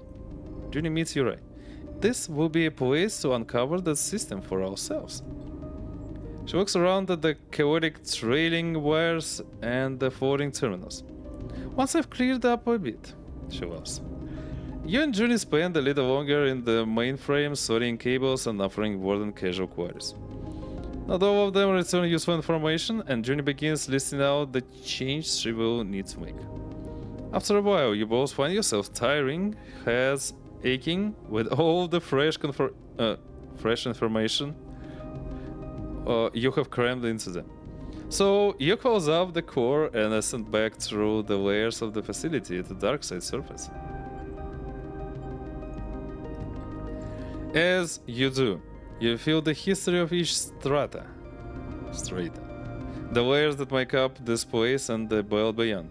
Now more than ever, it feels tangible to you, as if it contains not only the past but the promise of the future as well. Hey. To be honest, I still feel that this is the most important parameter in this game. Still, this is really the most important skill. I don't know. Yeah, skill. Engage. So if I play this game again off stream, so I get more endings and shit, I'll play as that guy with high engage skill.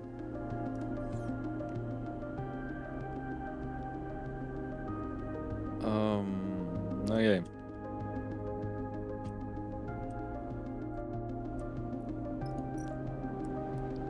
More money.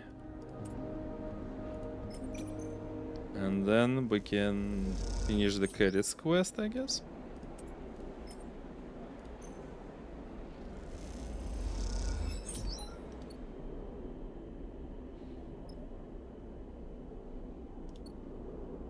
And then we'll go to the... How does thing called? Yeah, Oliviera. And cycle. And let's finish the Kadet's quest. I can only guess what she's gonna say. Huh? Oh, I can't end cycle now. Oh, I see engagement into it. Shit. Wait, what? Wait, is the deal with the drive? Wait, can I go there again? No, I can't. What can I do with the drive? Hmm. Oh, I need to go there. Scrape scatter yards. Okay. I also need to go to Oliviera.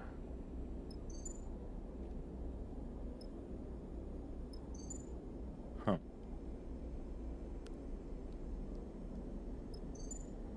You know what? That's the minor quest at Oliviera. Oh yeah, no, but let's finish this.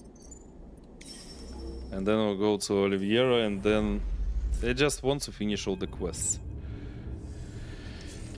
The workshop of Kadet's data scraper friend is just as the two of you left it. You remember the cycles you and Kadet spent in here, pouring over the dark data, the strange fragments of the drone minds protests seeded among the code. You find the drive where Kadet told you it would be, in a compartment under the padding of a bunk lined with thick shielding that makes its contents undetectable. As you pull the drive out, the metal coat on your hands, you have a sudden urge to smash it into pieces. The subject which escaped Hexport when so many others didn't.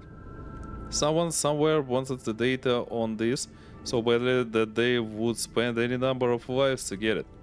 But something went wrong, some miscommunication or mistake. That's all it was, a tiny slip, and it all fell apart.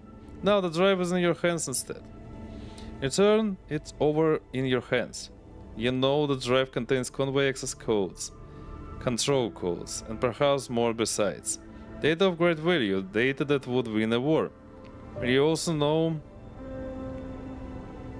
you are sick of thinking about it. Take the drive or smash the drive. It can help to end the war.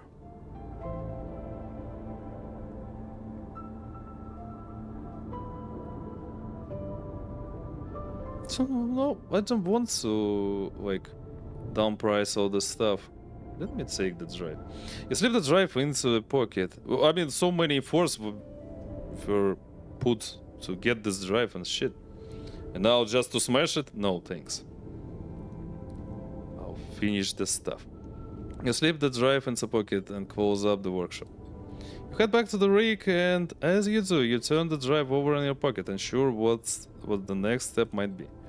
As you glide through the hub, you pass ship fitters and crews, all moving on their own vectors. It's strange to carry the drive past these people, all of them totally unaware of the threat it might pose to them, to the station. Oh, fuck you, no. Oh no, not you. Castor, probably. Oh, this guy from Senate Stat. I freaking hate him from the first game. Here he is, of course. I should have smashed the drive, of course. Okay, can't undo. Excuse me? A stranger stops you in the passageway with a hand on your shoulder. Can I ask for your help with something? The sudden appearance shakes you out of your thoughts. You quickly take your hand out of your pocket of the drive. You look at the stranger in front of you. He is roughly dressed in a heavy coat, but he is otherwise unremarkable. You could have passed him many times before and not have known. I'm looking for something. He looks over his glasses at you. A little lost drive. Who are you? This matter concerns my client more than me. He leans back a little, his voice calm. So introductions won't be necessary, but the drive belongs to my client, and he would be very happy to see it returned. Suddenly something catches your eye, a set of dice, like those used to play Star and Stoker. The stranger is playing with them on one hand, turning them end over end in the station's microgravity.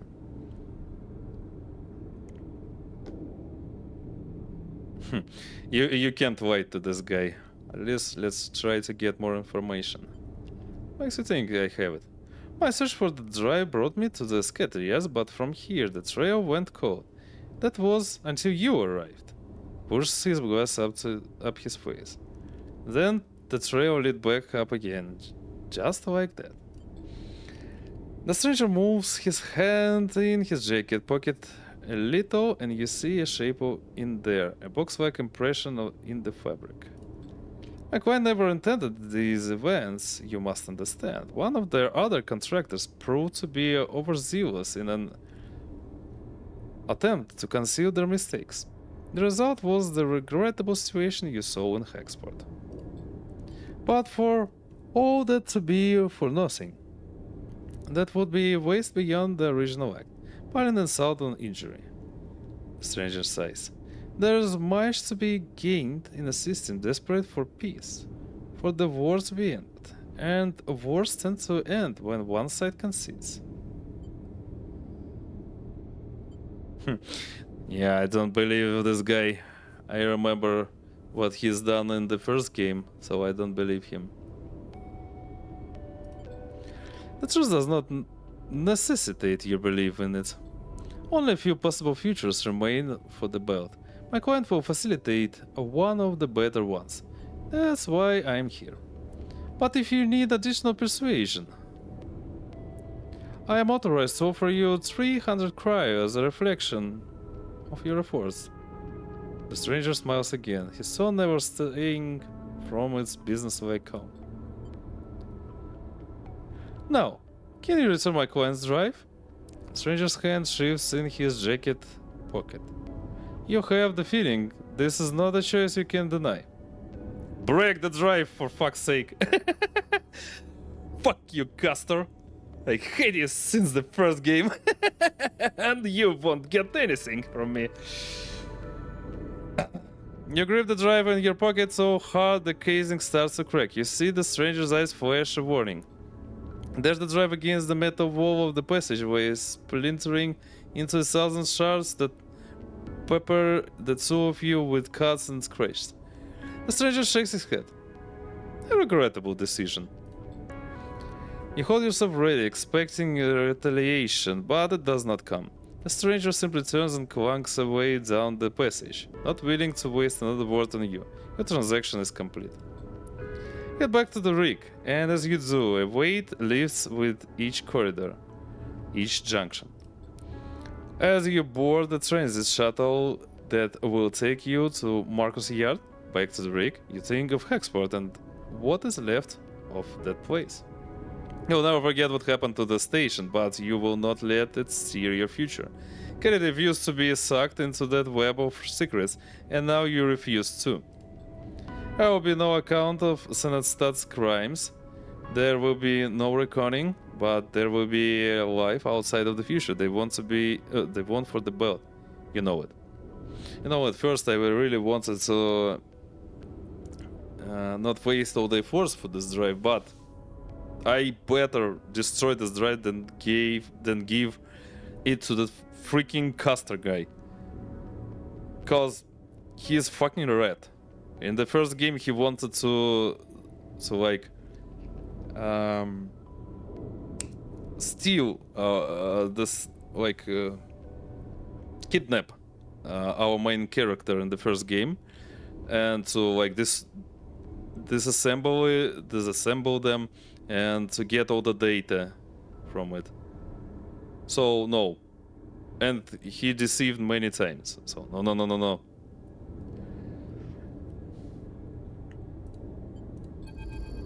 Yay, stranger danger achievement. Refuse to hand over the drive from Hexport. Yes. Another raid break. Oh no. I was already snoozed one of those. Not freaking in the dark before waking and the numbness that follows soon after. You wake slowly. Wait, let me snooze again. You wake slowly and stare out at the flickering stars and the distant rocks of the belt. You let the thoughts of fear or panic wash over you. They pass like the soft dust of the belt, disappearing into darkness. You find yourself once more, as you do every morning, as you will continue to do, cycle after cycle until you can't. You wonder what part of you has changed, what system is failing. Your frame is silent. Its complaints only felt and ambiguous sensations. Sorry. Damn. I have some VTubers who easily burp on their streams, but then for some reason I just can't burp on my streams. The glitch seem random, unpredictable, but also inevitable. They will only increase in number until you reboot yourself. But you do not know what lies beyond that. At least the glitches are dependably familiar. Reboot is anything but. Wait, another glitch? Or what? Okay, yeah, let's do this. This is the last one. How many quests do we have? Oh, only one and then reboot. Okay, let's... How many of you do we have? Let's go to the owl.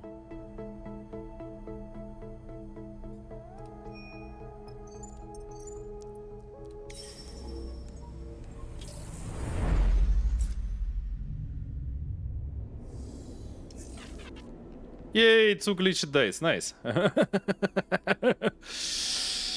Of course. I need to finish all this shit before I'm gonna die. Won't. Where I can refill this shit? Where? The rig, the breed dealer.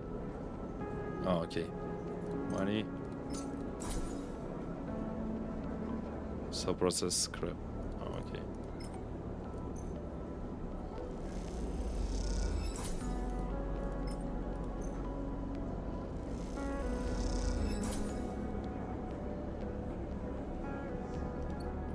Where? Oh, supplies, okay. Oh, I'm full of supplies. Okay, never mind. Fuck so. Let's move as fast as we can. I want to finish everything. Okay. Stop! A shadow figure meets you in the docking tunnel. No saboteurs allowed! Hey kid! Seraphin glides forward and ruffles the figure's hair. Still playing sheriff? Nah, just bored. Xander grins. What are you two doing here? He glides alongside you and Seraphin as you drift through the tunnel. None of your business. Seraphin pushes past. No offense, kid, but you aren't actually the sheriff around here. You pass through the familiar doors and back into Oliviera and surprisingly pleasant feeling. Oddly. Like coming home.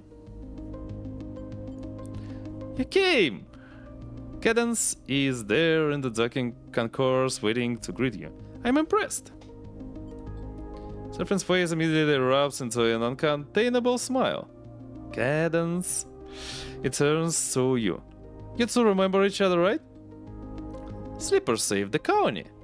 Cadence's deadpan answer seems intended to cover for Seraphin's awkwardness. Yeah, I remember them.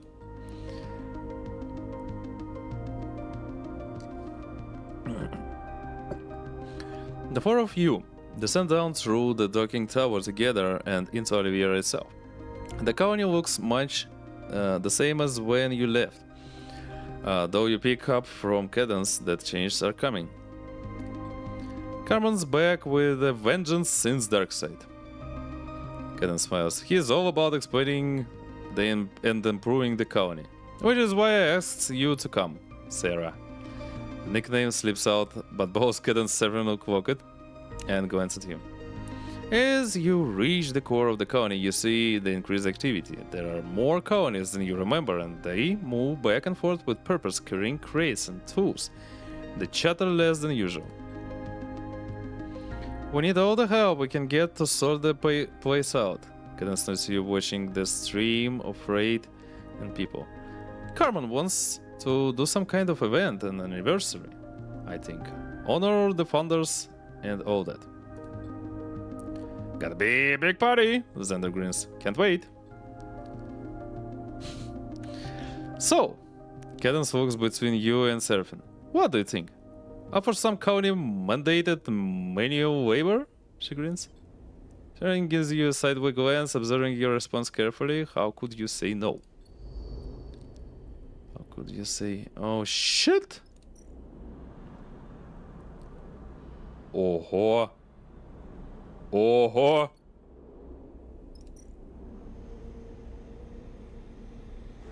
Engage! No! Fucking engage! Oh. I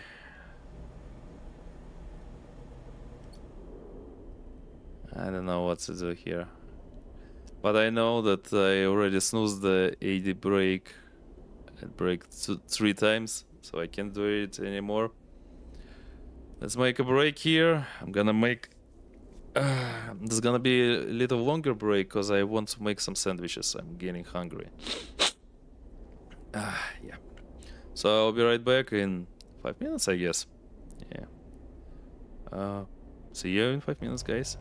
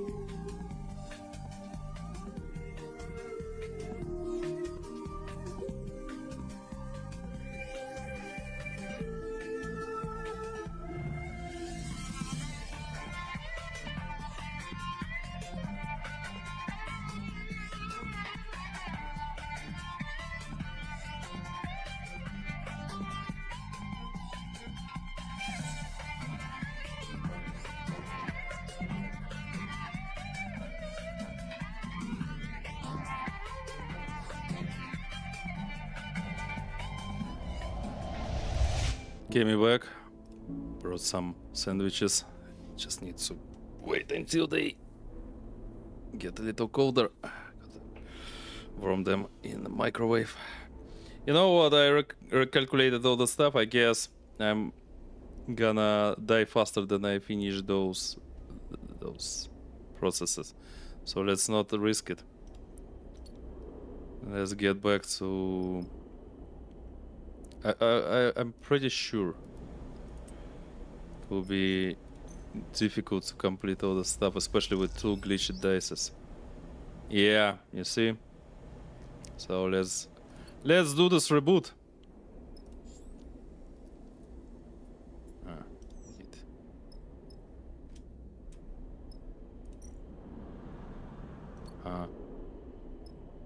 Yeah. Let's continue. Cage. And also we don't have engage, so it's gonna be pain. Let's get back. It's the only thing we can do.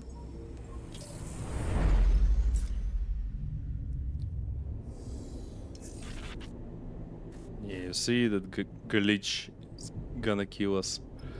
Let's not risk it. 3? Yeah.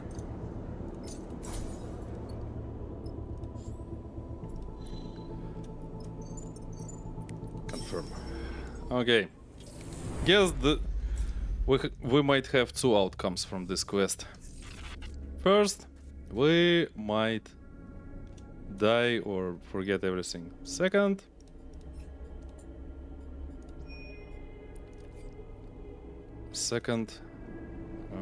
everything is gonna be alright and we'll be able to finish the last quest. Let's start. It's rebooted to have any chance of surviving, but the outcome is unclear. Step will mean big change no matter what happens. Okay. Let's go.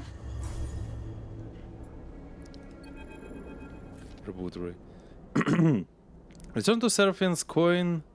Oh my god. You turn Seraphim's coin over and over in your fingers as you stand and flicker around. Crowds pushing past on their way to whatever future awaits them. Your fingers glide over the worn metal as you imagine Seraphims have. Talas have, in moments of anticipation.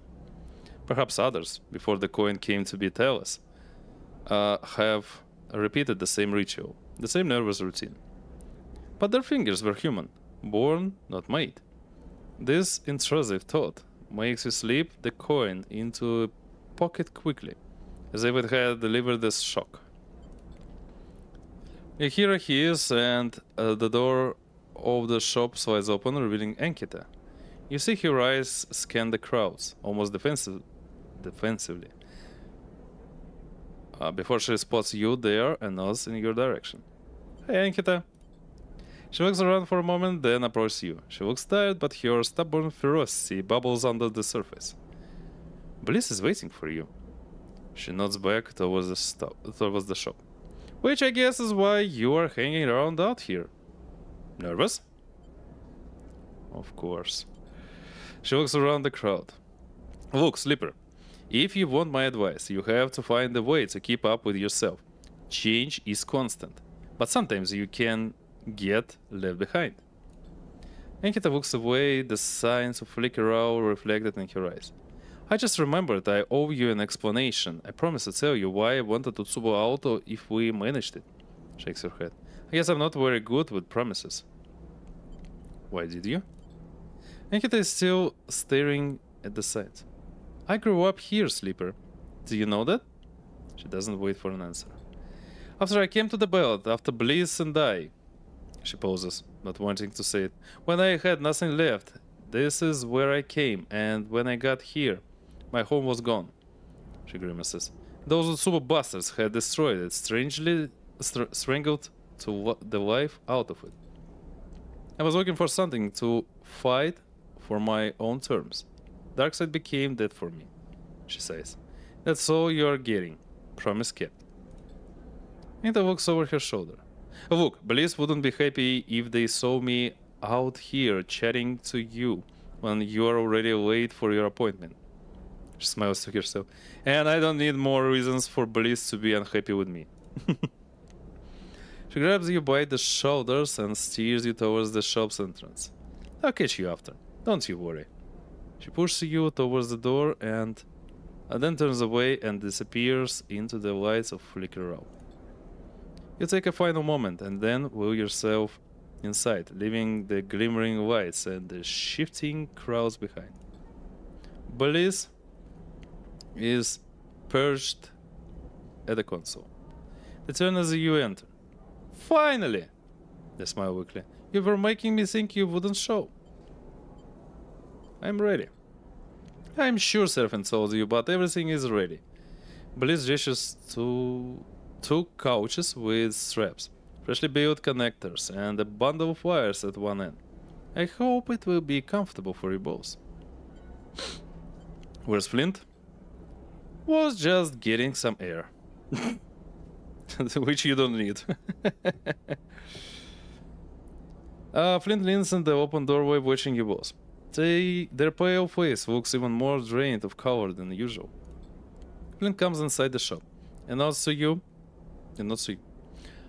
Let's do this. I take a shaky breath. I'm ready.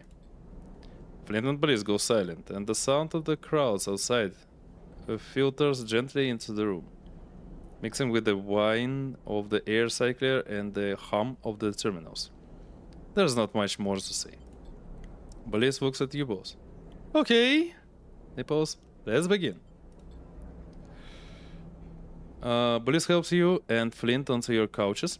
You settle there and slide your arms and legs under the straps that will keep you in place. Peace. The connector with its thick bundle of wires waves above your head. It is hard not to feel exposed lying here on your back anticipating what is to come. It is even harder when the memory of waking up to this very same seating, with bundles of dangling tech and scratched plating, forces itself into your mind. You have been here before. Last time you woke up to fear and panic, woke to a desperate escape and in a shattered mind. Reboot interrupted. The thought sets you trembling. But then, staring up at the same ceiling, the trembling dissipates. After all, you're back here now. That means you survived this crisis, grew from it. You took the hit and bounced back, unbeaten. All good there? Bliss' face falls into your vision. For need to take a bite.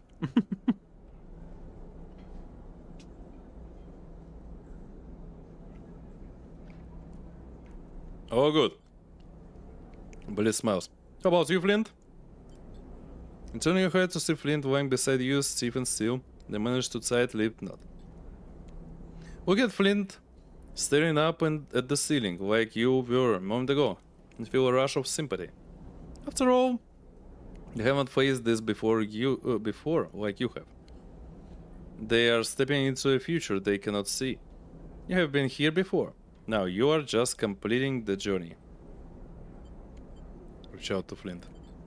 You raise an arm, reaching across the gap between the couches, and your hand touches Flint's.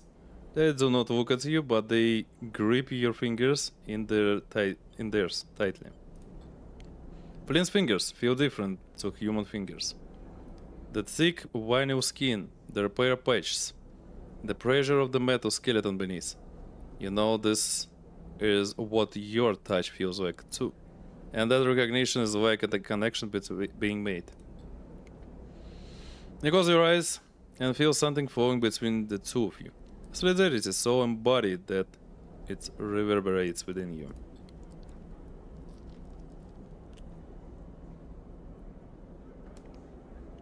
Sorry. No, I'm sorry. I feel so hungry. Had some food before the stream, but now I don't know, only 3.5 hours passed and I'm hungry again. I'm connecting you to the terminal. Bliss' voice already feels distant, lost in the noise. You feel the cold click of the connector, the sense of flowing data. I'll be here when you wake up. I'll be here when you wake up. Sorry. In the dark, you feel restless. You shuffle your fingers, adjust your position against the couch. Takes you a moment to notice the sound has gone. The rumble of the crowds, the hum of the machines.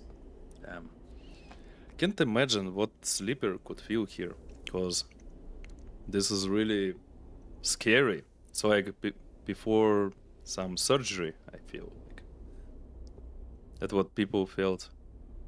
I never had single surgery in my life, thankfully, fortunately. I mean the huge one. So I can only guess.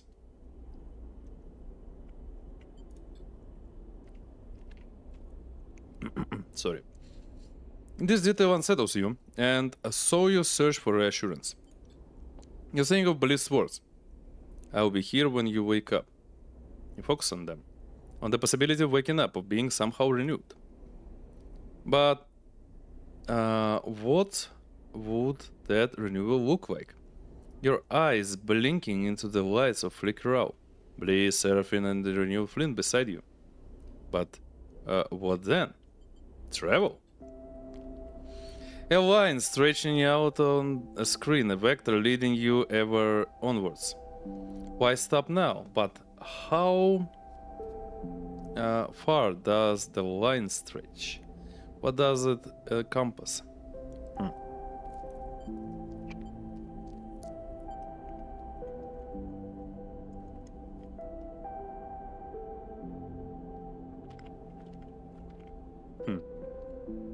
The belt beyond change your mind.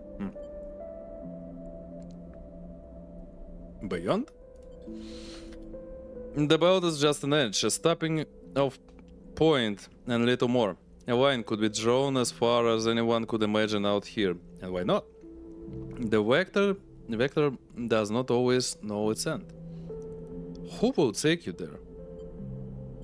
Eugene and the fraction drive? Eugene is in the fraction drive. Eugene's fraction drive could extend the vector beyond all reason. Extend it beyond what you can imagine. You anticipate the slow construction, the sourcing, the planning, all in service of what white hot moment of escape. And an image. Eugene reporting arrival in a new system, a trade station, waves glittering, slowly growing in the cockpit. Plans already growing. Contracts, contacts, and trades, all stretched out ahead of you like threads, just waiting for you to choose which one to pull. You feel the rumble of the fraction drive in your body. You can outrun everything. You know it. Then you feel it. The insistent pulling of a thread. The unraveling of your very self. The reboot comes on slow and icy slipping into your mind. Little pieces of you flake off in the flow, fading with distance. You hear a voice. Bliss voice, so far away now.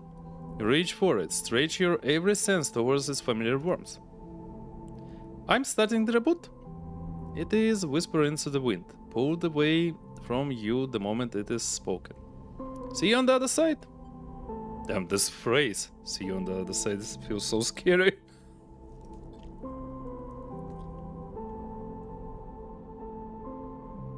Sorry. All of a sudden, you wish you could make it stop. The incessant entropy of time. The tumbling of rocks through space, getting further apart every cycle, disappearing into the vacuum ahead. The decay of cells, the degradation of code, the corrosion and rot and rust. You wish in this moment to freeze it all, so you might hang on to it, preserve the warmth, the light, the softness at the heart of things. This thought grips you, tears into you like fear. You feel the ice creeping in and know that everything will be lost. If not now, then mere moments away. But then you feel it impossibly.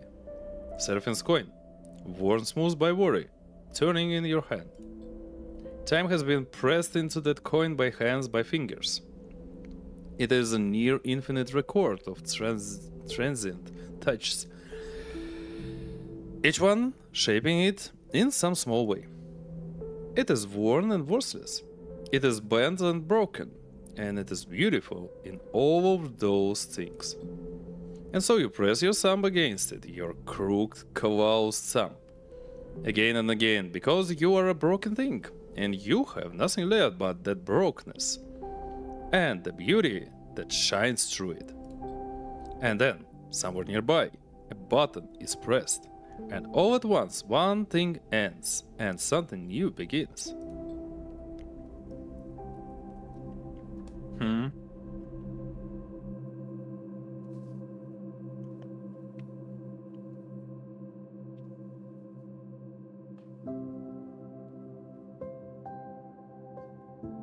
I knew it!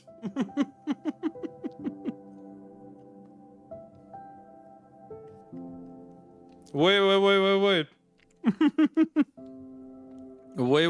Wait. Okay.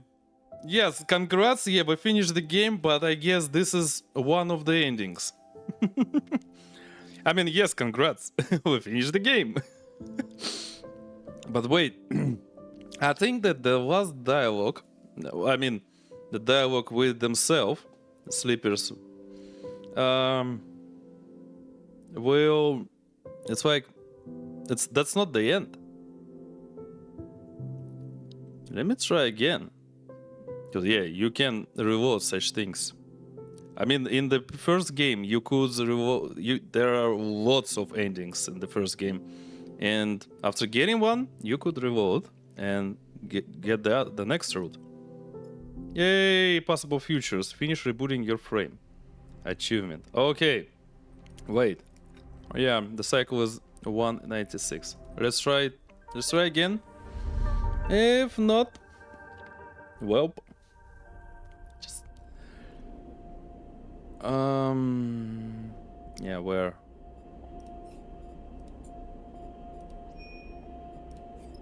Where the hell are we? Ah, of course. Let's try again and try to think about other things. Maybe this will help to get the other ending. Not sure about it. Yeah. Begin the reboot. Continue. Yeah. Skipping it. So one more time. Keeping busy working the exit subfactions, trying to keep the spoil stable, getting on with what I have to do. Shrugs are recommended. Okay. Skipping. So Ankita? Oh yes, Briggs looks away. We're talking again. She has a lot to do and she needs the backup. I think Ankita does very well unless she's busy. It's for the best. But shrugs. I don't think she'll ever change, but people surprise you sometimes. Smile tentatively. Yeah. Reboot. Flint. Let's begin. All good.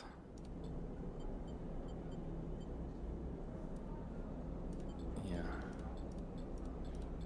Oh, how much?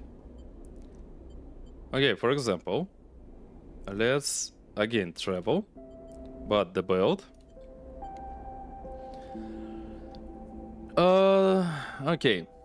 The soft curve of rocks bridging the edge of the system and space beyond. There is enough here for a lifetime, maybe more, emerging in the shadow of the collapse. But where does the vector terminate? Seraphine and Oliviera, yeah.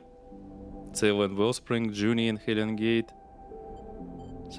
Change your mind? I can change my mind? Okay, Seraphine and Oliviera. Wrong time you thought Seraphine would run forever, but something changed in him. First in Wellspring, then Oliviera, then that heaven amongst lifeless rocks. Is he ready to settle there? It has been so long since you visited. Oliviera has faded in your memory, but there is a future there. You are sure of it. It is built world by world, refugee by refugee, promise by promise. When you wake, it will be your first destination, and from that reunion, you will see what flowers.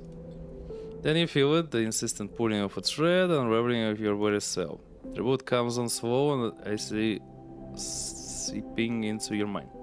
Pieces of you flake off in the flow, fading with distance. Hear a voice, search your very sense towards familiar forms. Starting the reboot.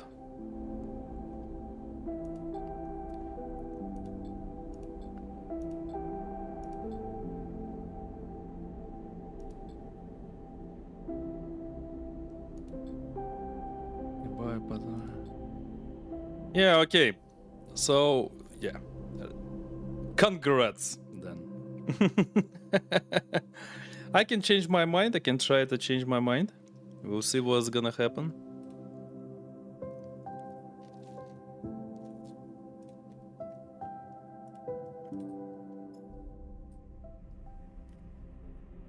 Or I can just die in there. Let's try again. What if I change my mind?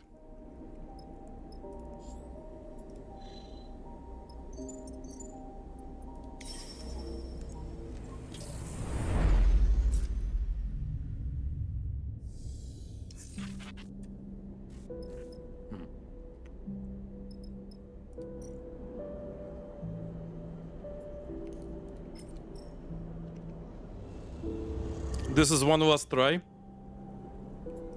I guess.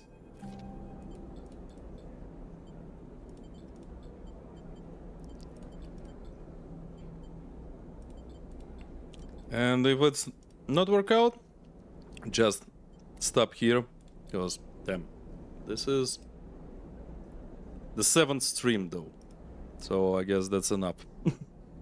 And probably I need, knowing all the stuff I need to do, I might replay this game off stream with the other skills, the different ones.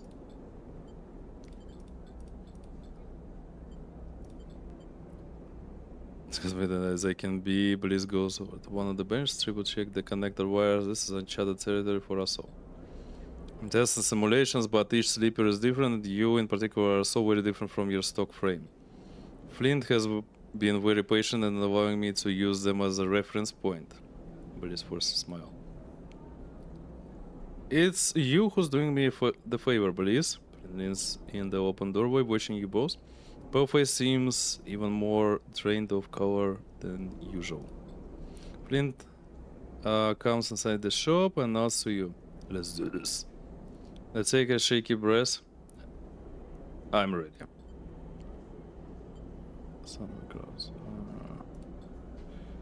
Let's begin. Couches. Nod. Look to the ceiling.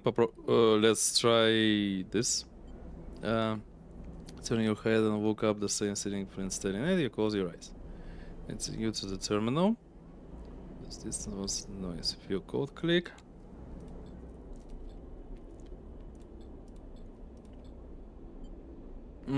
What if I think about Darkside? Sorry. The station, yes. With its surrounding thousands, where else to be but the heart of the Starward Belt as it transforms. You put yourself in the city station, just outside the door perhaps, among the bright signs, or higher, in one of the ramshackle towers that look down on the ceaseless flow of Darkside. Okay. The project, the possibilities make themselves known to you, the neon paths that curl you in split and branch across the dark surface. You choose one. Change your mind. Refuse to the choice, shift your thoughts. This is not your future. Okay. This...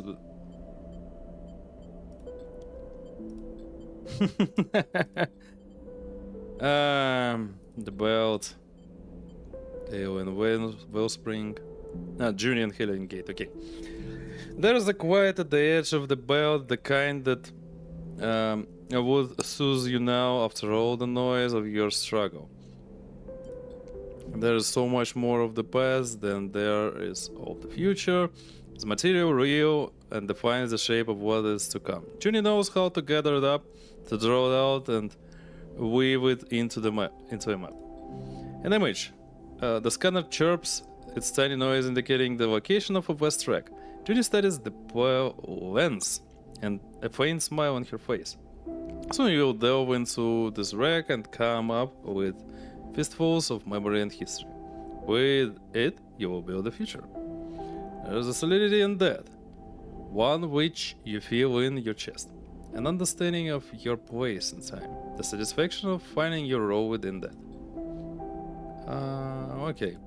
Yeah. Reboot.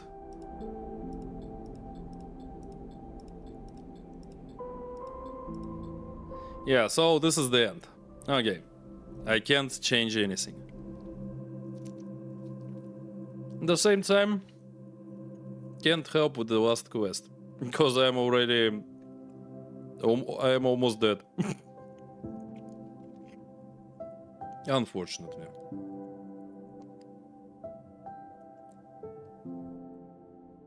Well. Okay. 7 streams of this game. Yes. I don't remember how many streams... Let me check it, though. How many streams did it take for the first game? Let me check it real quick.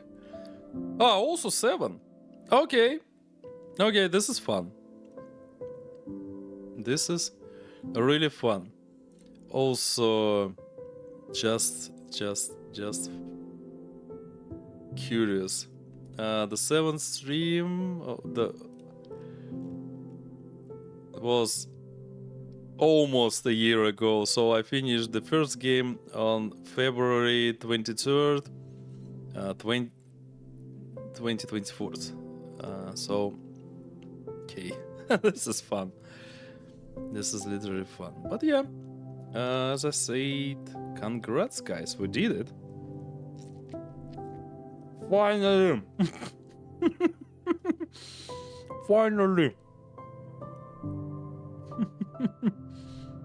I'm sorry, such a moment of truth, moment of all kind of victory. Okay, what can I say during the credits? I should say the first game feels better to me. Still, this game is good. I can't say anything bad about it. But the first game I loved better because of the amount of endings, amount of choices, and it was like the story was more personal, I can say. Now you are fighting for the whole system, for lots of points. Too many stories, but in my opinion, they're like stereotypes, to be honest. The first game it has more interesting story. I can't say that this story here is bad, but it's weaker. It's literally weaker than in the first game. The amount of like new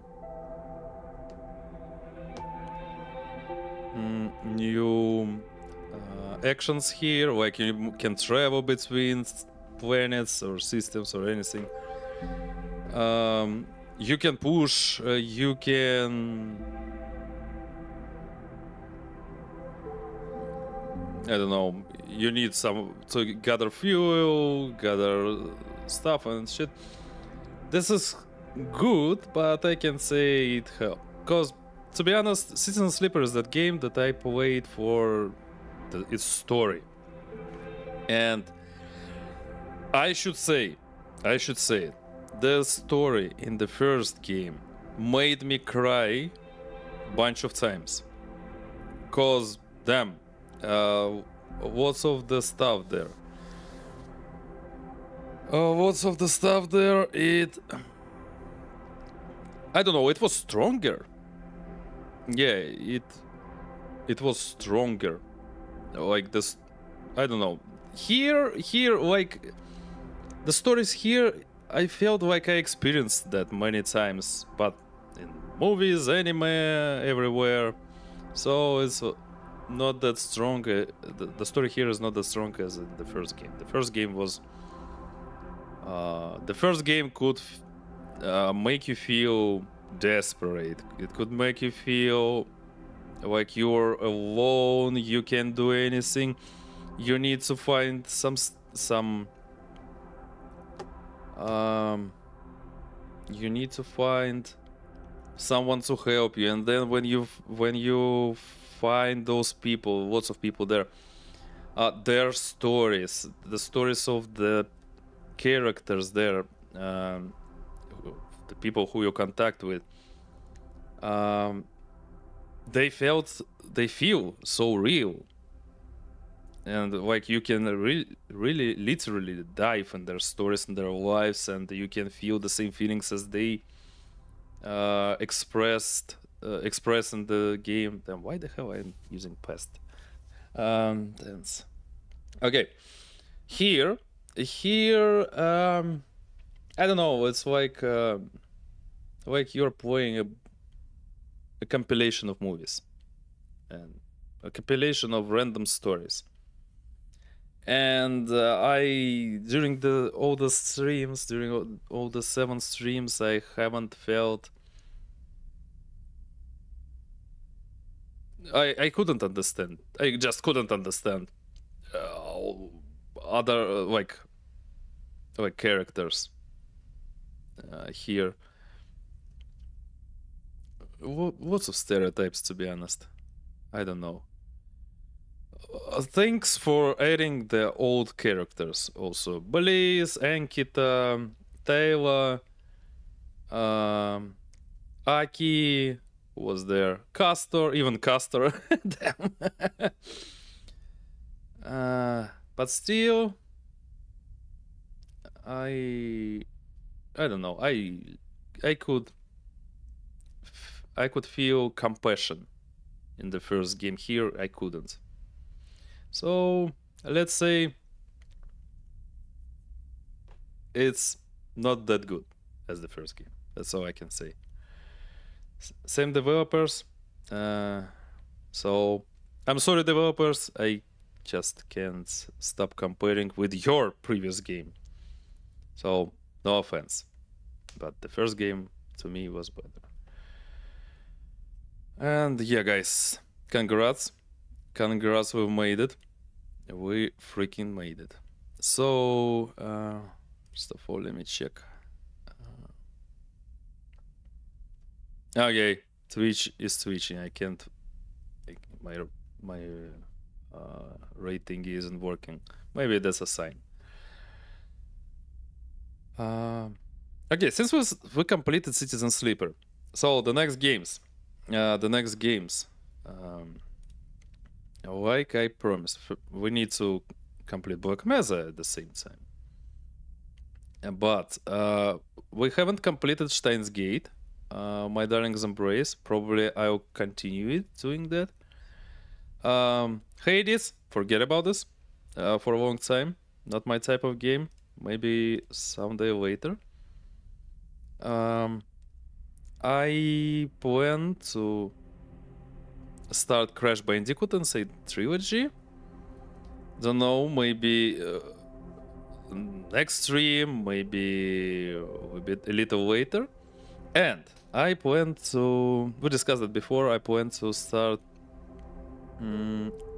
playing Grand Theft Auto games at the same time. From the 3rd to the 5th. All the games I have, except for those stories, probably. Can't say when the next stream is going to be. Probably not tomorrow, for sure. Not tomorrow, because I need to rest. And tomorrow is going to be my first work day as a part-time warrior. Suzuha. So maybe the day after tomorrow. We'll see. Again, thanks everyone for joining me today. I wish you all a good night or a great day. Depends on your time zone. Wish you all to stay safe and stay healthy and stay positive.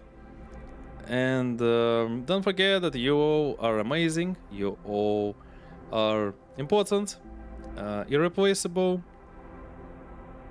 and unique. Don't forget about that, guys. We'll see you next time. Good luck and bye-bye.